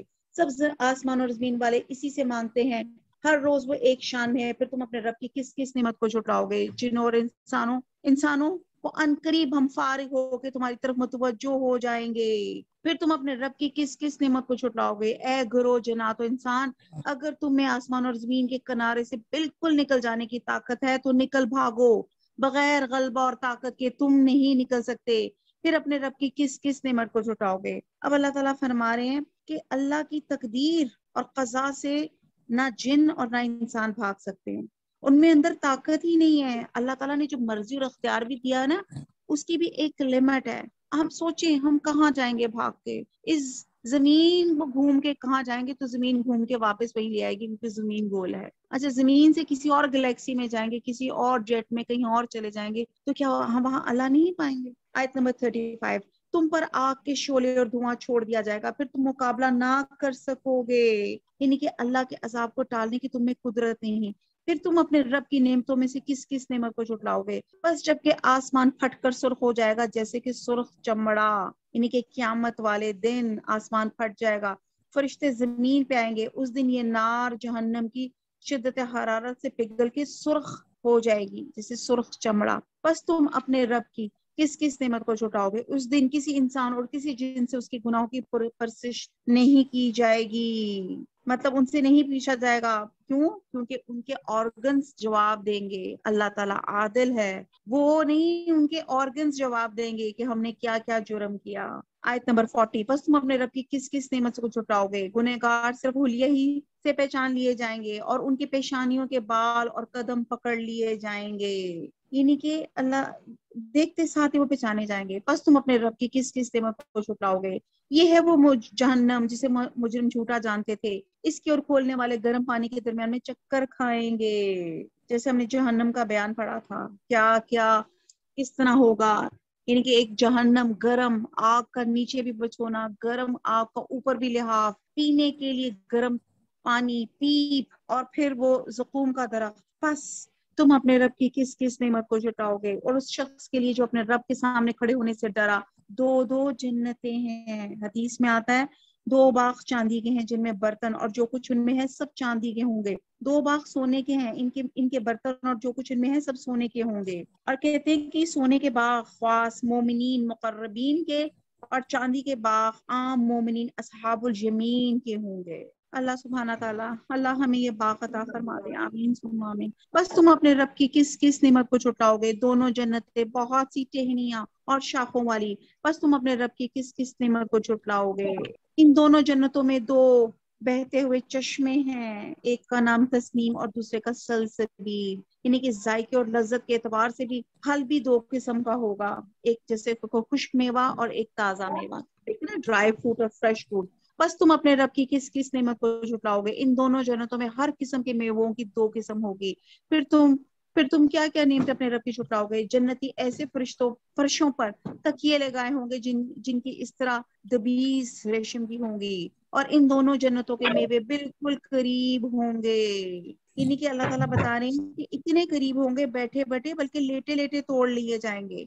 हर चीज आपकी रीचेबल होगी, और जन्नत में तो वो कुछ होगा जो आपकी सोच नहीं होगी। इस कदर एक्सीलेंट और परफेक्शन लेवल पे चीज होगी। बस तुम अपने रब की किस किस नेमत को झुटलाओगे? वहां शर्मीली नीचे निगाहें वाली और पूरे हैं जिन्हें इनसे पहले किसी जिन्हों इनसे हाथ नहीं लगाया, इन्हीं के बाकरा है, नई नवेली है, वर्जन है, इनसे पहले वो किसी के निकाह में नहीं होंगी। बस अपने पालने वाले की किस किस नेमत को झुटलाओगे? वो हूरे मसले याकूत और मूंगे की होंगी, यानी कि इनके हुस्न और जमाल की वजह से इनकी पिंडली का गोदा गोश्त और हड्डी के पीछे से नजर आएगा। एक और रवायत में आता है कि जन्नतियों की बीवियां इतनी हसीन और जमील होंगी कि अगर वो इनमें से एक औरत अहले अर्ज की तरफ झांक ले तो आसमान और जमीन के दरमियान का सारा हिस्सा चमक उठे और खुशबू से भर जाए, और उनके सर का दुपट्टा इतना कीमती कि वो दुनिया व माफी हा से बेहतर है। दुपट्टे तो हम पहनती नहीं, तो फिर क्या करेंगे? बस तुमने अपने परवरदिगार की किस किस नेमत को झुटलाओगे? एहसान का बदला एहसान के सिवा क्या है? पहले एहसान से मुराद नेकी और अताते अलाही, और दूसरे एहसान से इसका सिला यानी कि जन्नत और उसकी नेमतें हैं। अल्लाहुम्मा इन्नी अस्अलुका जन्नतुल फरदौस, अल्लाहुम्मा इन्नी अस्अलुका जन्नतुल फरदौस, अल्लाहुम्मा इन्नी अस्अलुका जन्नतुल फरदौस। आयत नंबर 61। बस क्या क्या नेमतें अपने रब की छुटलाओगे? इनके सिवा 2 जन्नतें और हैं। बस तुम अपने परवरिश करने वाले की किस किस नेमत को झुटलाओगे? ये 2 बाग शान और फजीलत में पिछले 2 बागों से। अब देखें कि अल्लाह ताला क्या क्या नेमतें अल्लाह ताला बता रहे हैं। जो दोनों गहरी सब्जी माइल हैं, अब मजीद डिस्क्रिप्शन दी जा रही है कि इतनी ज्यादा उसमें सब्जी की फरावानी होगी, इतनी ज्यादा वो ग्रीन होंगे। बताओ अब अपने परवरदिगार की किस किस नेमत को छुटलाओगे? इनमें 2 जोश से उबलने वाले चश्मे हैं। अब ये सारी जन्नत की डिस्क्रिप्शन की जा रही है कि ऐसे ऐसे होंगे 2 जन्नतें, फिर यानी कि हर किस्म के फल 2 किस्म के। और फिर क्या है, हदीस में नबी सल्लल्लाहु अलैहि वसल्लम ने फरमाया कि जन्नत में मोतियों के खैमे होंगे और इनका अर्ज 60 मील होगा, और इस हर कोने में जन्नती के अहल होंगे जिसको दूसरे कोने वाले नहीं देख सकेंगे, और मोमिन इसमें घूमेगा। सुभान अल्लाह। फिर तुम अपने रब की कौन कौन सी नेमत पर झूठ होना कह रहे हो? इन दोनों में मेवे और खजूर और अनार होंगे। क्या अब भी रब की किसी नेमत की तकजीब तुम करोगे? इनमें नेक सीरत खूबसूरत औरतें हैं। आप देखें بس تم اپنے رب کی کس کس نعمت کو جھٹلاؤ گے؟ گوری رنگت کی عورتیں جنہیں جنتی خیموں میں رہنے والی، پس اے انسانوں اور جنوں تم اپنے رب کی کس کس نعمت کو جھٹلاؤ گے؟ ان کو ہاتھ نہیں لگایا کسی انسان یا جن نے اس سے قبل، پس اپنے رب کی کون کون سی نعمت سے تم تکذیب کرتے ہو۔ اب دیکھیں اللہ تعالیٰ مسلسل اس قدر خوبصورت بیان ہے کہ اللہ تعالیٰ جس کو کہہ رہے ہیں سورہ رحمان میں، اللہ اپنے بندوں پہ بڑا مہربان ہے، اس نے ان کو پیدا کیا، بولنا سکھایا، اختیار دیا، ہدایت کا انتظام دیا، اندھیروں میں بھٹکنے کے لیے نہیں چھوڑ دیا، کتاب دی، اور پھر اللہ تعالیٰ نے کیسی کیسی انعامات اللہ تعالیٰ نے عطا فرمائی۔ آپ دیکھتے جائے اللہ تعالیٰ نے ایک ایک نعمت کو اللہ تعالیٰ کہہ رہے ہیں ان کو گنتے جاؤ، ہم گن نہیں سکیں گے، اس قدر اللہ تعالیٰ نے نوازا ہوا ہے۔ اب یہاں پہ جو عورت کی خاص طور پہ بات کی کہ عورت کی ساری قدر و قیمت اس کے حسن سے نہیں بلکہ اس کی شرم و حیا کی وجہ سے ہوتی ہے، اس لیے اللہ تعالیٰ نے اس کے حسن سے پہلے اس کی حیا داری کی تعریف کی۔ جنت میں شرمیلی نگاہوں والی عورتیں ہوں گی۔ اب آپ کو ایک اور چیز میں آپ کو بتاؤں کہ کہتے ہیں کہ حوریں خیموں میں ٹھہرائی جائیں گی اور اہل جنت کی بیویاں ان کے ساتھ قصروں میں رہیں گی، ان کی سیر گاہوں میں خیموں میں حوریں بیٹھی ہوں گی جو مومنین کے لیے تفریح کا سامان فراہم کریں گی۔ حدیث سے مومن پتہ چلتا ہے کہ حوریں مومن خواتین سے مختلف خواتین ہوں گی۔ حضرت ام سلمہ سے روایت ہے کہ میں نے رسول صلی اللہ علیہ وسلم سے پوچھا، یا اللہ کے رسول، دنیا کی عورتیں بہتر ہیں یا حوریں؟ یہ ہم سب کے ذرا ان میں سوال ہوگا۔ تو حضور صلی اللہ علیہ وسلم نے جواب دیا کہ دنیا کی عورتوں کو حوروں پر وہی فضیلت حاصل ہے جو ابرے کو استر پر ہوتی ہے۔ میں نے پوچھا کس بنا پہ؟ فرمایا ان عورتوں نے نمازیں پڑھی ہوں گی، روزے رکھے ہوں گے، عبادتیں کی ہیں۔ اور اس حدیث سے معلوم ہوتا ہے کہ دنیا میں جو عورتیں ایمان لائیں، نیک عمل کرتی رہیں، جب دنیا سے رخصت ہوئی اور اپنے عمل صالح کی وجہ سے جب وہ جنت کی حقدار ہوں گی، اور حوریں تو وہ لڑکیاں ہوں گی جو بالغ ہونے سے پہلے فوت ہوگی، ان کو اللہ تعالیٰ بغیر حساب کی جنت میں داخل کرے گا اور ان کو جوان اور خوبصورت بنا کے جنت کی اور نعمتوں کے ساتھ جنتیوں کو عطا فرمائے گا۔ اور پھر آپ ایک اور چیز دیکھتے ہیں کہ ایک دفعہ ایک بڑھیا نے حضور صلی اللہ علیہ وسلم سے کہا کہ میں جنت میں جانے کی، انہوں نے دعا کی کہ میرے لیے کہے، تو آپ نے کہا کہ آپ تو جا ہی نہیں سکتی۔ تو میں کہا ہیں کیسے نہیں جا سکتی؟ انہوں نے کہا کہ جنت میں تو سب جوان اور خوبصورت ہو کے جائیں گے۔ تو یہ ایک قسم کا انہوں نے ان کے ساتھ مذاق کیا تھا، اور ہمارے لیے بہت تسلی ہے کہ اپنے ہسبینڈ کو بھی یہی تسلی دیں کہ حوریں تو اللہ تعالیٰ انشاءاللہ تعالیٰ عطا فرمائیں گے، لیکن آپ کی جو اپنی اوریجنل بیویاں ہوں گی وہ بھی اللہ تعالیٰ ڈینٹنگ پینٹنگ کر کے بہترین خوبصورت بنا کے شوہروں کو عطا فرمائیں گے۔ آیت نمبر 76، سبز مسندوں، عمدہ فرشوں، بس اے جنوں اور انسانوں تم اپنے رب کی کس کس نعمت کو جھٹلاؤ گے؟ تیرے پروردگار کا نام بابرکت ہے جو عزت و جلال والا ہے۔ تبارک اسم ربک ذی الجلال والاکرام فبأی آلاء ربکما تکذبان۔ اے اللہ تعالیٰ اے ہمارے رب، ہم تیری کسی بھی نعمت کی تکذیب نہیں کرتے، بس تمام تعریفیں آپ ہی کے لیے ہیں۔ جنت اللہ کے عرش کے نیچے ہے اور جہنم سارے سمندر کے نیچے ہے، اور پھر تمام سمندر آگ بن جائیں گے۔ بہرحال واللہ عالم کیا معاملہ ہوگا، کیا ہوگا۔ تو بہرحال کیونکہ یہ سورہ واقعہ ہم شروع کرنے لگے ہیں، اور سورہ واقعہ کیا ہے؟ واقعہ بھی قیامت کے ناموں میں سے ہے۔ اب ہم شروع کرتے ہیں اس کو۔ اعوذ باللہ من الشیطان الرجیم، بسم اللہ الرحمن الرحیم۔ یہ سورہ طٰہٰ کے بعد نازل ہوئی، اور اسکالرز کہتے ہیں کہ اس کی تائید اس قصے سے ہوتی ہے جو حضرت عمر کے ایمان لانے کے بعد ہوئی۔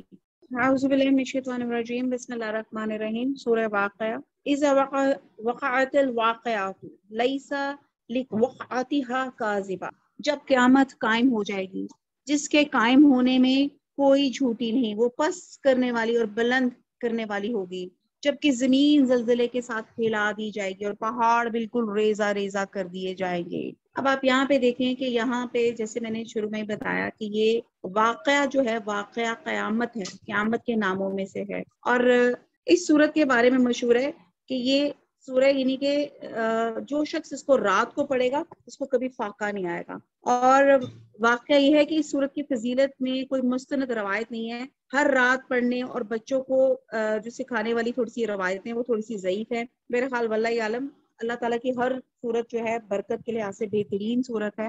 اور ان آیات کا پس منظر یہ ہے کہ جب حضور صلی اللہ علیہ وسلم نے مکہ کے لوگوں کے سامنے قرآن پیش کیا تو انہوں نے اس پہ سب سے زیادہ تعجب پیش کیا کہ بھئی دنیا کا نظام دھرم برم ہو جائے گا، پہاڑ ٹوٹ جائیں گے اور تمام انسانوں کو دوبارہ زندہ کیا جائے گا اور اللہ کے سامنے حساب کتاب کے لیے پیش کیا جائے گا۔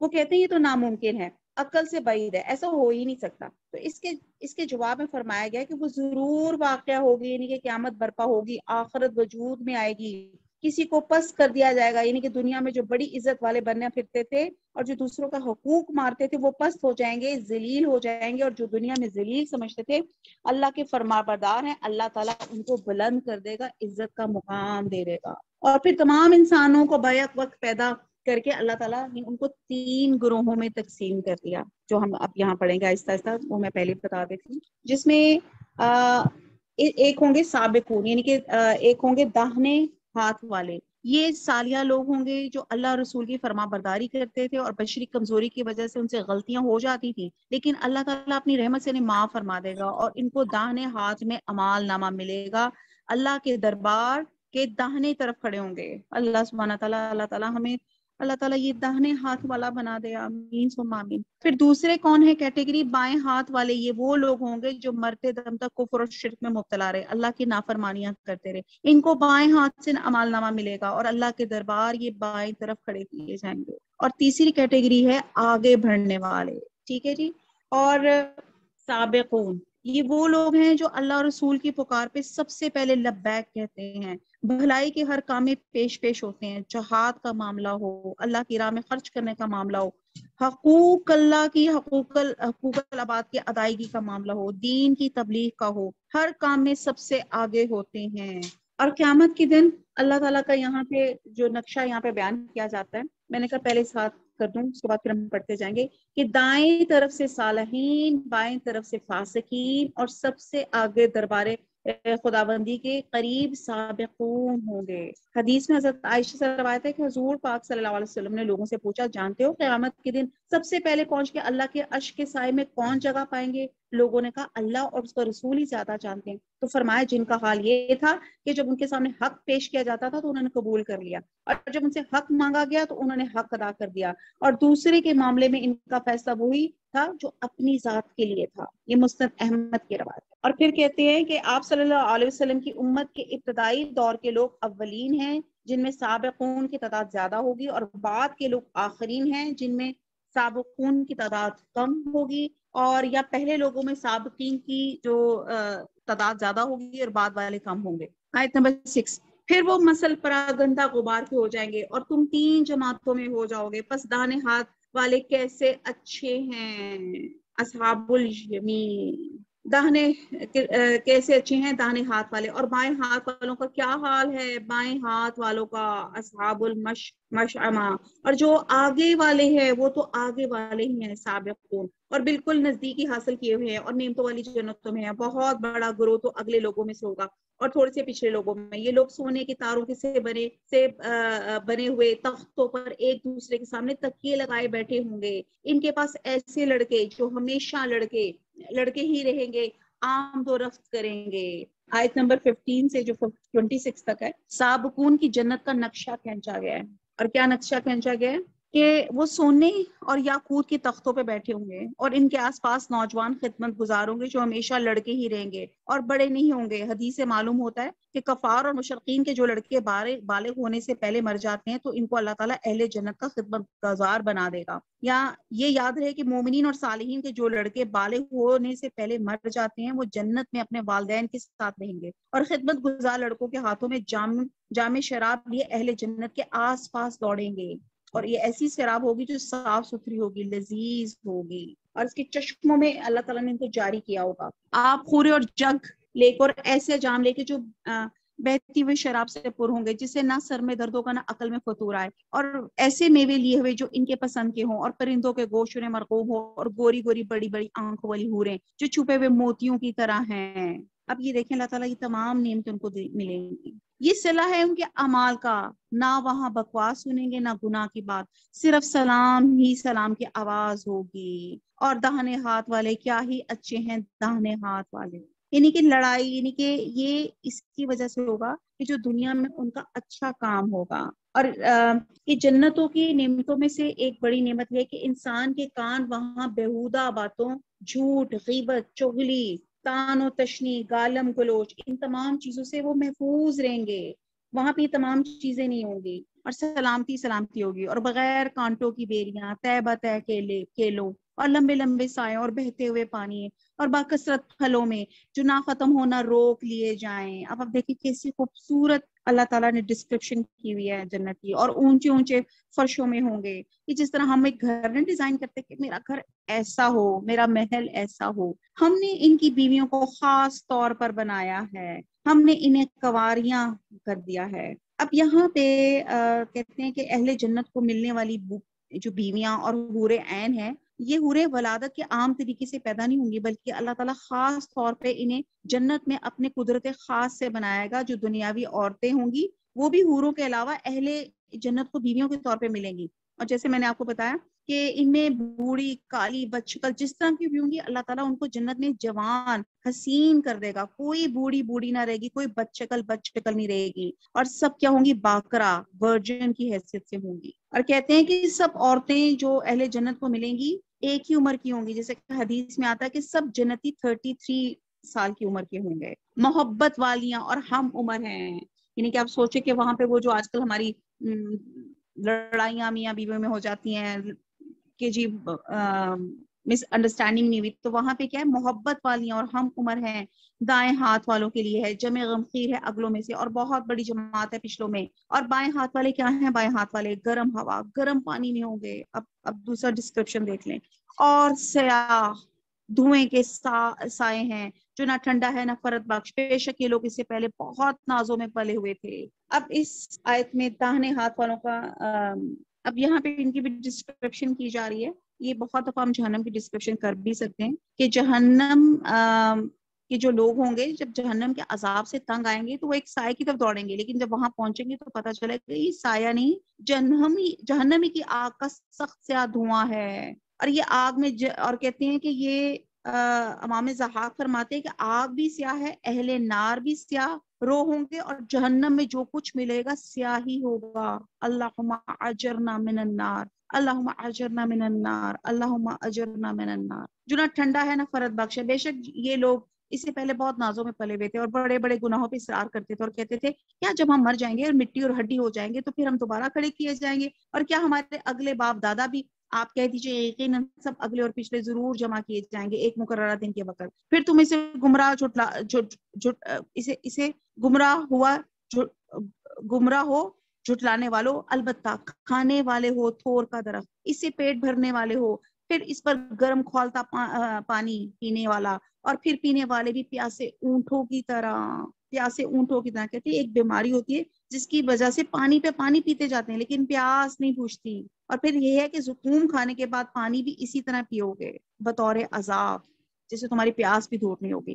قیامت کے دن ان کی مہمانی یہ ہے، ان کو دردناک عذاب کی خوشخبری سنا دیجیے. اس لیے کہا جا رہا ہے، سورہ واقعہ سنائی جا رہی ہے کہ برے اعمال، نافرمانیوں سے بچیں ورنہ یہ مہمانی ہوگی نعوذ باللہ. ہم ہی نے تم کو سب کو پیدا کیا، پھر تم کیوں باور نہیں کرتے؟ اچھا پھر یہ تو بتاؤ جو منی تم ٹپکاتے ہو کہ اس کا انسان تم بناتے ہو یا پیدا کرنے والے ہم ہیں؟ اب آپ یہ دیکھتے ہیں آج کل بہت جو انفرٹیلٹی کیس، بہت بچوں کی شادی ہو جاتی ہے جی، ڈاکٹرز کے پاس جاتے ہیں، ڈاکٹرز کہتے ہیں ہاں جی بہت نارمل، بالکل سب ٹیسٹ سب چیزیں ٹھیک ہیں، بس جی اللہ سے دعا کریں. تو آپ یہ دیکھتے ہیں کہ یہ اللہ ہی ہے، جب ارادہ کر لے گا جس بچے نے دنیا میں آنا ہے وہ اللہ ہی کے کہنے پہ آئے گا، اور اللہ ہی وہ وقت جو ہے مقرر فرمائے گا. یہاں سے اللہ تعالیٰ سے دعا مانگتے ہیں کہ جو لوگ اللہ تعالیٰ اولاد کی خواہش مند ہے، اللہ تعالیٰ ان کو صحت، زندگی، تندرستی والی اولاد عطا فرمائے، اور جو بیٹے مانگتے اللہ تعالیٰ ان کو بیٹے عنایت فرمائے. آمین ثم آمین. ہم ہی نے تم میں موت کو متعین کر دیا، ہم اس سے ہارے ہوئے نہیں کہ تمہاری جگہ تم جیسے اور پیدا کرے، تمہیں نئے سرے سے اس عالم میں پیدا کرے جس سے تم بالکل بے خبر ہو، تمہیں یقینی طور پہ پہلی دفعہ کی پیدائش معلوم ہی ہے، پھر کیوں عبرت حاصل نہیں کرتے؟ اچھا پھر یہ بھی بتاؤ تم جو کچھ کرتے ہو اسے تم ہی اگاتے ہو یا ہم اگانے والے ہیں؟ اب یہ دیکھیں اللہ تعالیٰ پھر بتا رہے ہیں غور و فکر کرو، یہ جو تم بیج زمین پہ ڈالتے ہو، ایک بے جان چیز بیج، وہ نیچے زمین پھاڑ کر نیچے چلا جاتا ہے، پھر اس کی روٹ اور شوٹس اور پھر اس میں سے سٹیمز اور پھر اس میں سے پھل پھول نکلتے ہیں. اس کو تم لگاتے ہو یا ہم لگانے والے ہیں؟ اگر ہم چاہیں تو اسے ریزہ ریزہ کر ڈالے اور تم حیرت کے ساتھ باتیں بناتے ہی رہ جاؤ. پیچھے ہم نے پڑھا نا کہ ایک شخص بڑا غرور تھا اس کو اپنے باغ پہ، اور پھر کیا تھا کہ جب وہ صبح باغ میں آیا تو وہ باغ اس کا ریزہ ریزہ ہو گیا. تو یہ اللہ ہی ہے.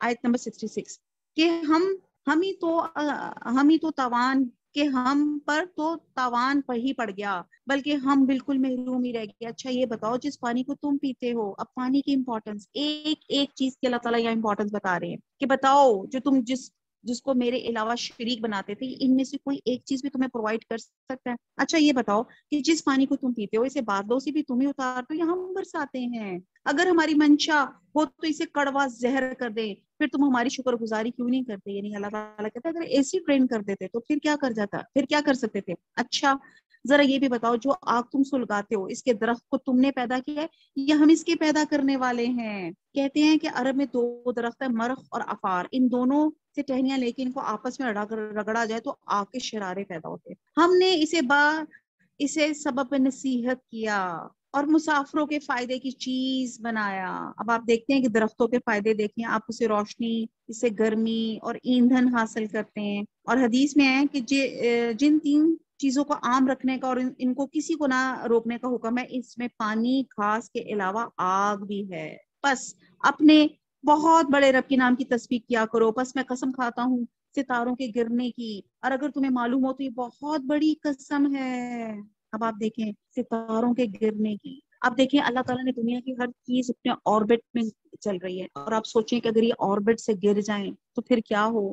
اگر تمہیں علم ہو تو یہ بہت بڑی قسم ہے. بے شک یہ قرآن بہت بڑی عزت والا ہے جو ایک محفوظ کتاب میں درج ہے جسے صرف پاک لوگ ہی چھو سکتے ہیں. اب یہاں پہ جو لوگ کہتے تھے قرآن شیاطین لے کے اترے ہیں، تو یہاں بتایا جا رہا ہے کہ قرآن جو ہے یہ اللہ تعالیٰ نے اپنے فرشتوں کے ذریعے اپنے رسولوں پر اتارا تاکہ وہ لوگوں کو اللہ کا پیغام دے سکیں.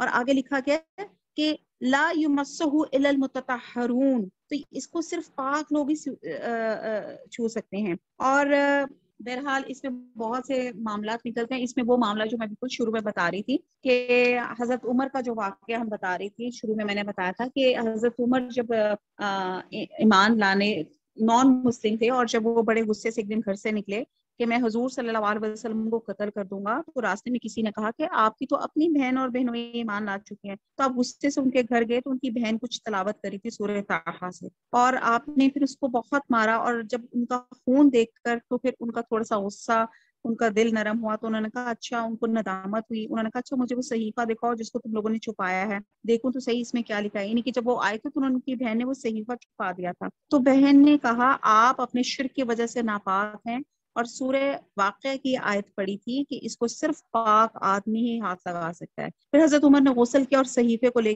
کے پڑھا اور ایمان لے آئے. اور آپ یہاں سے اندازہ لگائیں ایک نان مسلم قرآن کی آیت اس کو سمجھ آتی تھی تو وہ ایمان لے آیا. اور ہم مسلمان دیکھیں جو ہم بائی برتھ مسلمان ہیں، ہم تو قرآن پڑھ کر بھی مسلمان نہیں ہو پاتے. تو یہاں پہ ایک یہ بھی نکلتا ہے کہ جیسے جب تعلیم کا سلسلہ ہو اور پڑھنے پڑھانے کا سلسلہ ہو، اور اس میں جیسے اس میں لکھا ہے اس میں پاک لوگ ہی ہاتھ لگا سکتے ہیں، تو مومن ناپاک نہیں ہوتا.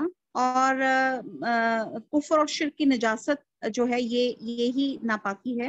اور جب تعلیم اور پڑھنے پڑھانے کا سلسلہ ہو اور اس میں آپ کو جب خاص آپ کا سائیکل بھی چل رہا ہو تو آپ قرآن کو اوٹ سے پکڑ سکتے ہیں. بس اس میں اس کی تجوز کا یہ خیال رکھنا ہے کہ عربک کے اوپر آپ کی انگلیاں یا آپ کے ہاتھ جو ہے وہ نہ لگے. تو آپ ٹیشو پیپر کی مدد سے آپ پڑھنا پڑھا بھی سکتے ہیں، بس عربک کے اوپر آپ کا ہاتھ نہ لگے. یہ رب العالمین کی طرف سے اترا ہوا ہے. بس کیا تم ایسی بات کو سرسری معمولی سمجھ رہے ہو اور اپنے حصے میں یہی لیتے ہو کہ جو ٹاتے پھرو؟ بس جب کہ روح نرخرے تک پہنچ جائے اور تم اس وقت تک رہے، ہم اس شخص سے بنسبت تمہارے بہت زیادہ قریب ہوتے ہیں لیکن تم نہیں دیکھ سکتے. یعنی کہ روح نکلتے ہوئے، یعنی کہ اللہ تعالیٰ کہتے ہیں کہ اللہ کے کرندے، موت کے فرشتے جو اس کی روح قبض کرتے ہیں اس کے زیادہ قریب ہوتے ہیں لیکن تم دیکھ نہیں سکتے. بس اگر تم کسی کے زیر فرمان نہیں اور اس کال میں سچے ہو تو ذرا اس روح کو تو لوٹاؤ. اللہ تعالیٰ فرما رہے ہیں اچھا چلیں اگر کسی کے اختیار میں ہے جن کو تم اللہ کے ساتھ شریک ٹھہراتے ہو تو وہ لے آئیں. اس روح کو واپس لوٹا دیں۔ بس جو کوئی بارگاہ الہی سے قریب کیا ہوا ہوگا اسے تو راحت ہے اور غذائیں ہیں اور آرام والی جنت ہے۔ اللہ تعالیٰ ہم سب یہ چیزیں مانتے ہیں، اللہ ہمیں راحت دے دے، غذائیں دے دے، پاک حلال غذائیں اور آرام والی جنت عطا فرما دے، آمین آمین۔ اور جو شخص داہنے ہاتھ والوں میں سے ہے تو بھی سلامتی ہے، تیرے لیے تو داہنے والوں میں سے ہے، لیکن اگر کوئی جھٹلانے والے گمراہوں میں سے ہے تو کھولتے ہوئے گرم پانی کی مہمانی ہے، اللہم اجرنا من النار، اور دوزخ میں جانا ہے۔ یہ خبر سراسر حق اور یہ قطعاً یقینی ہے، بس تو اپنے عظیم الشان پروردگار کی تسبیح کر۔ تو جب یہ آ جائے نا کہ تسبیح کر، تو سبحان اللہ و بحمدہ سبحانہ العظیم آپ ضرور پڑھ لیا کریں۔ سورت کے آغاز میں اعمال کے لحاظ سے انسانوں کی 3 قسمیں بتائی گئی ہیں۔ سورت کے آغاز میں اعمال کے لحاظ سے انسان کی جو 3 قسمیں بیان کی گئی، ان کا یہاں آخر میں پھر دوبارہ ذکر کیا جا رہا ہے۔ پہلی قسم جنہیں مقربین کے علاوہ سابقین کہا جاتا ہے، کیونکہ وہ نیکی کے ہر کام میں آگے ہوتے ہیں، سبقت لے جاتے ہیں۔ اللہ تعالیٰ ہمیں بھی توفیق دے کہ ہم بھی نیکیوں میں دوڑ لگانے والے بنے۔ فاستبقوا الخیرات، یہ دوسری قسم عام مومنین کی ہے، یہ بھی جہنم سے بچ کر جنت میں جائیں گے انشاءاللہ تعالیٰ، تاہم درجات میں سابقین سے کمتر ہوں گے، اور موت کے وقت فرشتے ان کو بھی سلامتی کی خوشخبری دیں گے۔ اللہ تعالیٰ ہمیں بھی خوشخبری عنایت فرما دیجیے۔ پھر تیسری قسم ہے جنہیں آغاز صورت میں اصحاب المشأمہ یعنی کہ بائیں ہاتھ والا یا حاملین نحوست ہیں، یہ اپنے کفر اور نفاق کی سزا اور نحوست عذاب جہنم کی صورت میں بھگتیں گے۔ اور یہ جو ہم نے صورت کا اختتام کیا، حدیث میں آتا ہے کہ 2 کلمے اللہ کو بہت محبوب ہیں، زبان پر ہلکے اور وزن میں بھاری، سبحان اللہ و بحمدہ سبحان اللہ العظیم۔ تو یہ جو جب ہم ایسی صورت پہ اختتام کریں جس میں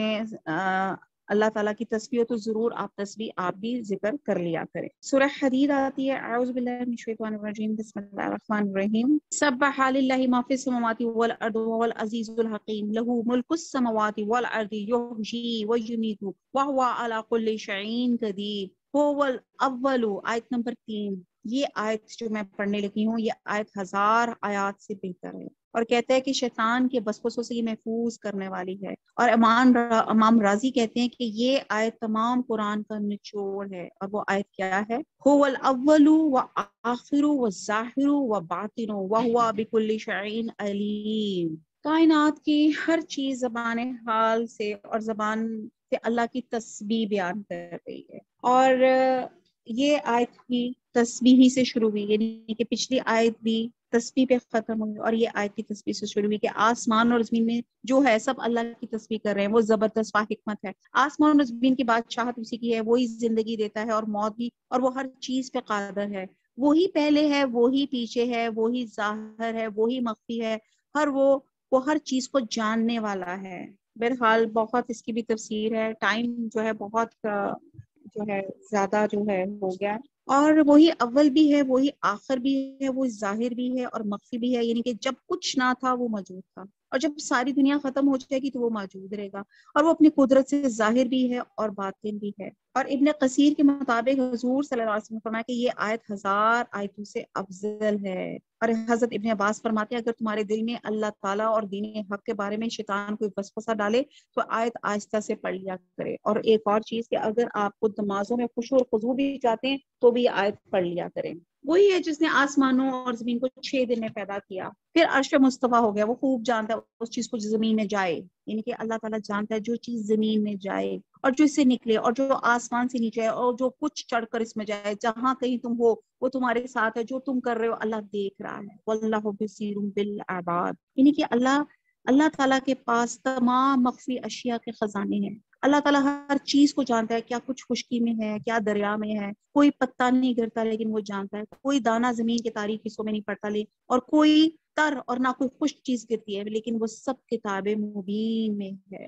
اور جو آسمان سے نیچے ہے جیسے بارش، اولے، برف، تقدیر، احکام، فرشتے، سب اللہ جانتا ہے، اور جو کچھ چڑھ کر اس میں جائے اور جہاں کہیں تم ہو وہ تمہارے ساتھ ہے، یعنی کہ فرشتے انسانوں کے جو عمل لے کے چڑھتے ہیں۔ حدیث میں آتا ہے اللہ کی طرف رات کے عمل دن سے پہلے اور دن کے عمل رات سے پہلے چڑھتے ہیں، اور جو تم کر رہے ہو اللہ تعالیٰ دیکھ رہا ہے۔ آسمانوں کی اور زمین کی بادشاہی اسی کی ہے، وہ تمام کام اسی کی طرف لوٹائے جاتے ہیں، وہی رات کو دن میں لے جاتا ہے، وہی دن کو رات میں داخل کرتا ہے، اور سینے کے اندر کی پوشیدگیوں کا وہ پورا عالم ہے۔ اللہ پر، اس کے رسول پر ایمان لے آؤ، اس مال سے خرچ کرو جس میں اللہ تعالیٰ نے تمہیں دوسروں کا جانشین بنایا ہے، بس تم میں سے جو ایمان لائے اور خیرات کرے انہیں بہت بڑا ثواب ملے گا۔ اب آپ یہ دیکھیں کتنی زبردست بات ہے، یعنی کہ یہ مال اس سے پہلے کسی جو مال ہم اس وقت استعمال کریں، مال کسی اور کا، یہ پھر مال ہمارے پاس آ گئے، یعنی کہ ہم اس کے وارث بن گئے۔ اس آیت میں مخاطب مسلمان ہیں اور ہم سب ہیں۔ اب آپ دیکھتے ہیں کہ اگر ہم نے اللہ کی راہ میں خرچ نہ کیا تو بعد میں اس کے وارث بننے والے سے اللہ کی راہ میں خرچ کر کے زیادہ سعادت حاصل کر سکتے ہیں، اور اگر وہ اسے نافرمانی میں خرچ کریں تو اس کے معاونت کے جرم میں ہم خود بھی آ سکتے ہیں۔ حدیث میں آتا ہے انسان کہتا ہے میرا مال، حالانکہ تیرا مال وہ ایک تو وہ ہے جو تو نے کھا پی کے فنا کر دیا، دوسرا وہ ہے جسے پہن کے بوسیدہ کر دیا، اور تیسرا وہ ہے جو اللہ کی راہ میں خرچ کر کے آخرت کے لیے ذخیرہ کر دیا۔ اس کے علاوہ جو کچھ ہے وہ سب دوسروں کے حصے میں آئے گا۔ جی بس تم میں سے جو ایمان لائے خیرات کرے انہیں بہت بڑا ثواب ملے گا۔ تم اللہ پر ایمان کیوں نہیں لاتے؟ حالانکہ خود رسول تمہیں اپنے رب پر ایمان لانے کی دعوت دے رہا ہے۔ اگر تم مومن ہو تو وہ تم سے مضبوط عہد و پیمان بھی لے چکا۔ وہ اللہ ہی ہے جو اپنے بندوں پہ واضح آیتیں اتارتا ہے تاکہ وہ تمہیں اندھیروں سے نور کی طرف لے جائے۔ یقیناً اللہ تعالیٰ تم پہ نرمی کرنے والا، رحم کرنے والا ہے۔ تمہیں کیا ہو گیا ہے کہ جو تم اللہ کی راہ میں خرچ نہیں کرتے؟ دراصل آسمان اور زمین کی میراث کا مالک تنہا اللہ ہی ہے۔ تم میں سے جن لوگوں نے فتح سے پہلے فی سبیل اللہ دیا ہے اور قتال کی ہے اور دوسروں کے برابر نہیں، بلکہ ان میں سے بہت بڑے درجے کے ہیں جنہوں نے فتح کے بعد خیراتیں دی اور جہاد کیے۔ ہاں بھلائی کا وعدہ تو اللہ تعالیٰ کا ان سب سے ہے۔ جو کچھ تم کر رہے سے اللہ تعالیٰ خبردار ہے۔ کون ہے جو اللہ تعالیٰ کو اچھی طرح قرض دے پھر اللہ تعالیٰ اسے اس کے لیے بڑھاتا چلا جائے اور اس کے لیے پسندیدہ اجر ثابت ہو جائے۔ حضرت عبداللہ بن مسعود سے روایت ہے کہ جب یہ آیت نازل ہوئی تو صحابہ کرام نے حضور پاک صلی اللہ علیہ وسلم کی زبان مبارک سے اس کو سنا تو ابو وحدہ انصاری نے عرض کی یا رسول اللہ ہمارا رب ہم سے قرض چاہتا ہے۔ تو حضور صلی اللہ علیہ وسلم نے فرمایا ہاں۔ تو انہوں نے کہا ذرا اپنا ہاتھ مجھے دکھائیے۔ آپ نے اپنا ہاتھ ان کی طرف بڑھایا تو انہوں نے آپ کا ہاتھ اپنے ہاتھ میں لے کے کہا کہ میں نے اپنے رب کو اپنا باغ قرض دے دیا۔ اور حدیث میں ہے کہ اس باغ میں کھجور کے 600 درخت تھے اور اسی میں ان کا گھر تھا اور ان کے بال بچے اس میں رہتے تھے۔ حضور پاک سے یہ بات کر کے وہ سیدھے گھر پہنچے، بیوی کو پکار کے کہا کہ ودھا کی ماں نکل آؤ، میں نے یہ گھر اپنے رب کو قرض دے دیا ہے۔ اور وہ بولی تم نے نفع کا سودا کیا، اور وحدہ کے ابا اور اپنا سامان اور بچوں کو لے کے باغ سے باہر آ گئی۔ اب سوچیں آپ کے ہسبینڈ آپ کا گھر اللہ کی راہ میں دے دیں تو کہیں گے چل بیوی باہر نکل، تو کیا کریں گے؟ ہم تو سوچیں گے ہائے اللہ وہ کرسٹل وہ چیز وہ پکڑ لوں، پہلے سامان تو سمیٹ لوں، پہلے تو آپ لڑیں گے آپ نے مجھ سے پوچھے بغیر یہ کام کیا ہی کیوں؟ تو یہاں پہ آپ دیکھیں صحابی اور ان کی بیوی یعنی کہ کیا عورت کا کیا کریکٹر ہے کہ جیسے ہی خامن نے کہا کہ بس نکل آؤ تو وہ فوراً نکل گئی۔ ہاں کہ آپ نے بہت اچھا سودا کیا۔ قیامت کے دن تو دیکھے گا کہ ایماندار مردوں اور عورتوں کا نور ان کے آگے اور ان کے دائیں دوڑا ہوگا۔ آج تمہیں ان جنتوں کی خوشخبری ہے جن کی نیچے نہریں جاری ہیں، جن میں ہمیشہ کی رہائش ہے، یہ ہے بڑی کامیابی۔ اس دن منافق مرد عورت ایمانداروں سے کہیں گے ہمارا انتظار تو کرو، ہم بھی تمہارے نور سے خوش روشنی حاصل کرے۔ جواب دیا جائے گا تم اب پیچھے لوٹ جاؤ اور روشنی کی تلاش کرو۔ پھر ان کے درمیان ایک دیوار حائل کر دی جائے گی جس میں دروازہ بھی ہوگا۔ اب آپ یہ دیکھیں کہ یہ بھی اللہ تعالیٰ ایک سین کریٹ کر رہے ہیں۔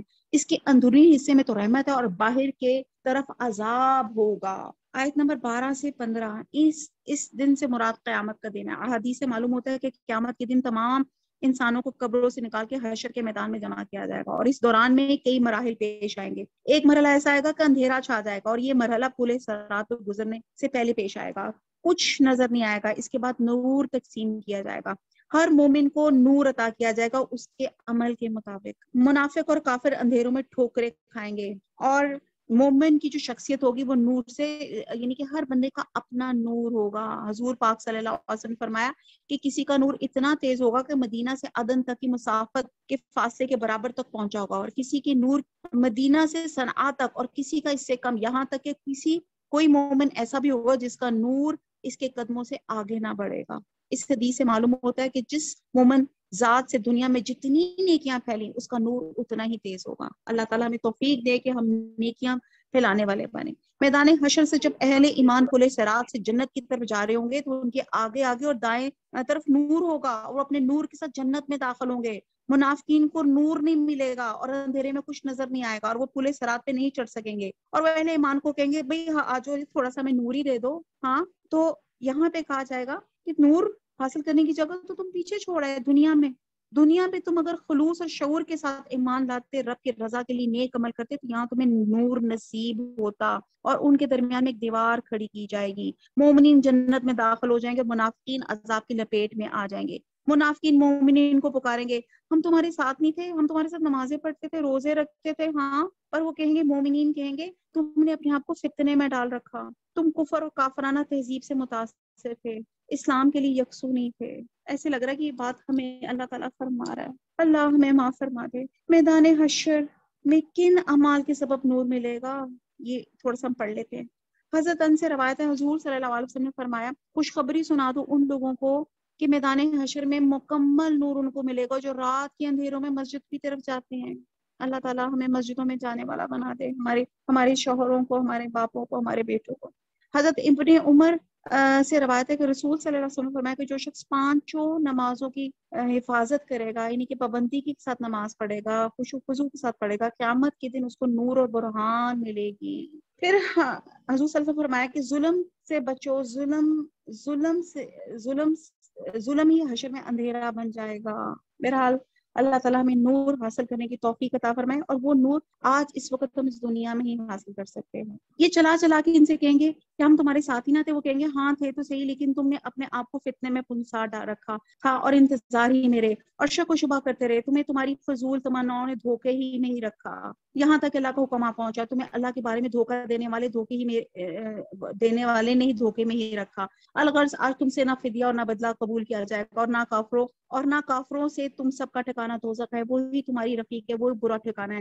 کیا اب تک ایمان والوں کے لیے وقت نہیں آیا کہ ان کے دل ذکر الہی سے اور جو وہ حق اتر چکا اسے نرم ہو جائیں، اور اس طرح نہ ہو جائے کہ جنہیں ان سے پہلے کتاب دی گئی، پھر جب ان پر ایک زمانہ دراز گزر گیا تو ان کے دل سخت ہو گئے، ان میں سے بہت فاسق ہیں۔ یقین مانو کہ اللہ ہی زمین کو اس کی موت کے بعد زندہ کر دیتا ہے۔ ہم نے تمہارے لیے اپنی آیتیں بیان کر دی تاکہ تم سمجھو، بے شک صدقہ دینے والے مرد اور صدقہ دینے والی عورتیں جو اللہ کے خلوص کے ساتھ قرض دے رہے ہیں، ان کے لیے بڑھایا جائے گا۔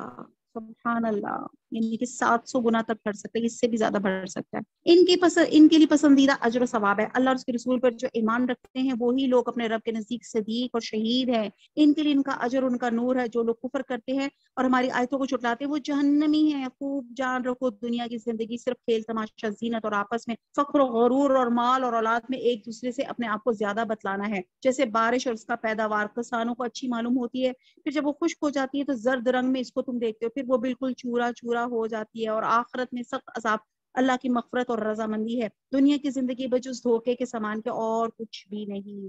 جیسے دنیا کی زندگی کو زوال ہے، اس کو کھیتی سے تشبیہ دی گئی ہے۔ کھیتی جب شاداب ہوتی ہے تو بڑی بڑی لگتی ہے اور کاشتکار اس کو دیکھ کے بڑا خوش ہوتا ہے، اور پھر اس کے بعد جب وہ خشک ہو جاتی ہے، زرد ہو جاتی ہے، تو اسی طرح اللہ تعالیٰ بتا رہے ہیں کہ دنیا کی زیب اور زینت، مال، اولاد انسان کو بڑا پاتی ہیں، لیکن یہ زندگی چند روزہ ہے، اس کو یہ عارضی ہے۔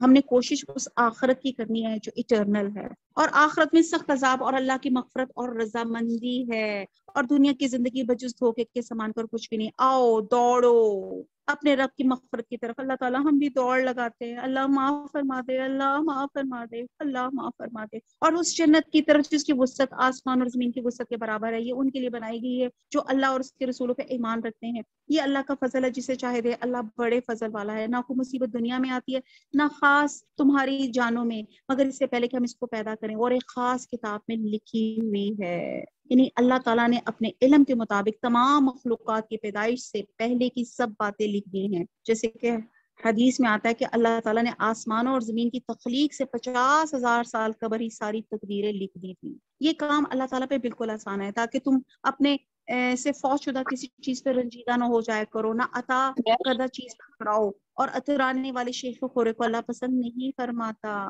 تو یہاں پہ اللہ تعالیٰ صرف ہمارا رویہ دیکھتے ہیں کہ راحت میں ہمارا رویہ کیا ہوتا ہے اور غم میں ہمارا رویہ کیا ہوتا ہے۔ دونوں ٹائم پہ ہم نے الحمدللہ اور اللہ کا شکر ادا کرنا چاہیے۔ آیت نمبر 24، جو خود بھی بخل کریں اور دوسروں کو بھی بخل کی تعلیم دیں، سنو جو بھی منہ پھیرے اللہ بے نیاز، سزاور، حمد و ثنا ہے۔ یقین ہم نے اپنے پیغمبر کو کھلی دلیلیں دے کے بھیجا اور ان کے ساتھ کتاب اور میزان اور ترازو نازل فرمائی تاکہ لوگ عدل قائم رکھیں، اور ہم نے لوہے کو اتارا۔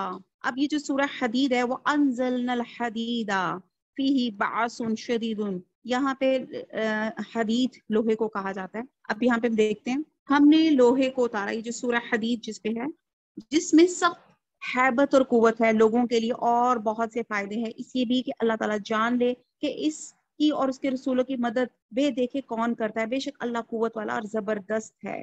اب یہاں پہ جو بات کی جا رہی ہے کہ لوہے سے جنگی ہتھیار بنتے ہیں جیسے تلوار، نیزہ، بندوق، اور اب آج کل کی لیٹسٹ جو ہیں آپ کی ایمونیشنز ہیں وہ آپ کی ایٹم بم، جنگی جہاز اور یہ سب چیزیں، راکٹ، ٹینک وغیرہ، یعنی کہ جنگی ہتھیاروں کے علاوہ لوہے سے اور بھی بہت سی چیزیں ملتی ہیں جو گھروں میں مختلف صنعتوں میں کام دیتی ہیں، جیسے چھریاں، چاقو، کینچی، ہتھوڑا، سوئی، اور آپ کی زراعت اور تجارت، یعنی کہ آپ کی جتنی بھی ساری چیزیں ہوتی ہیں نا جسے ٹولز آپ کہتے ہیں، تمام ٹولز جو ہیں وہ لوہے سے بناتے ہیں۔ تو یہ اللہ کا بڑا احسان ہے کہ اللہ تعالیٰ نے لوہے کو نازل فرمایا۔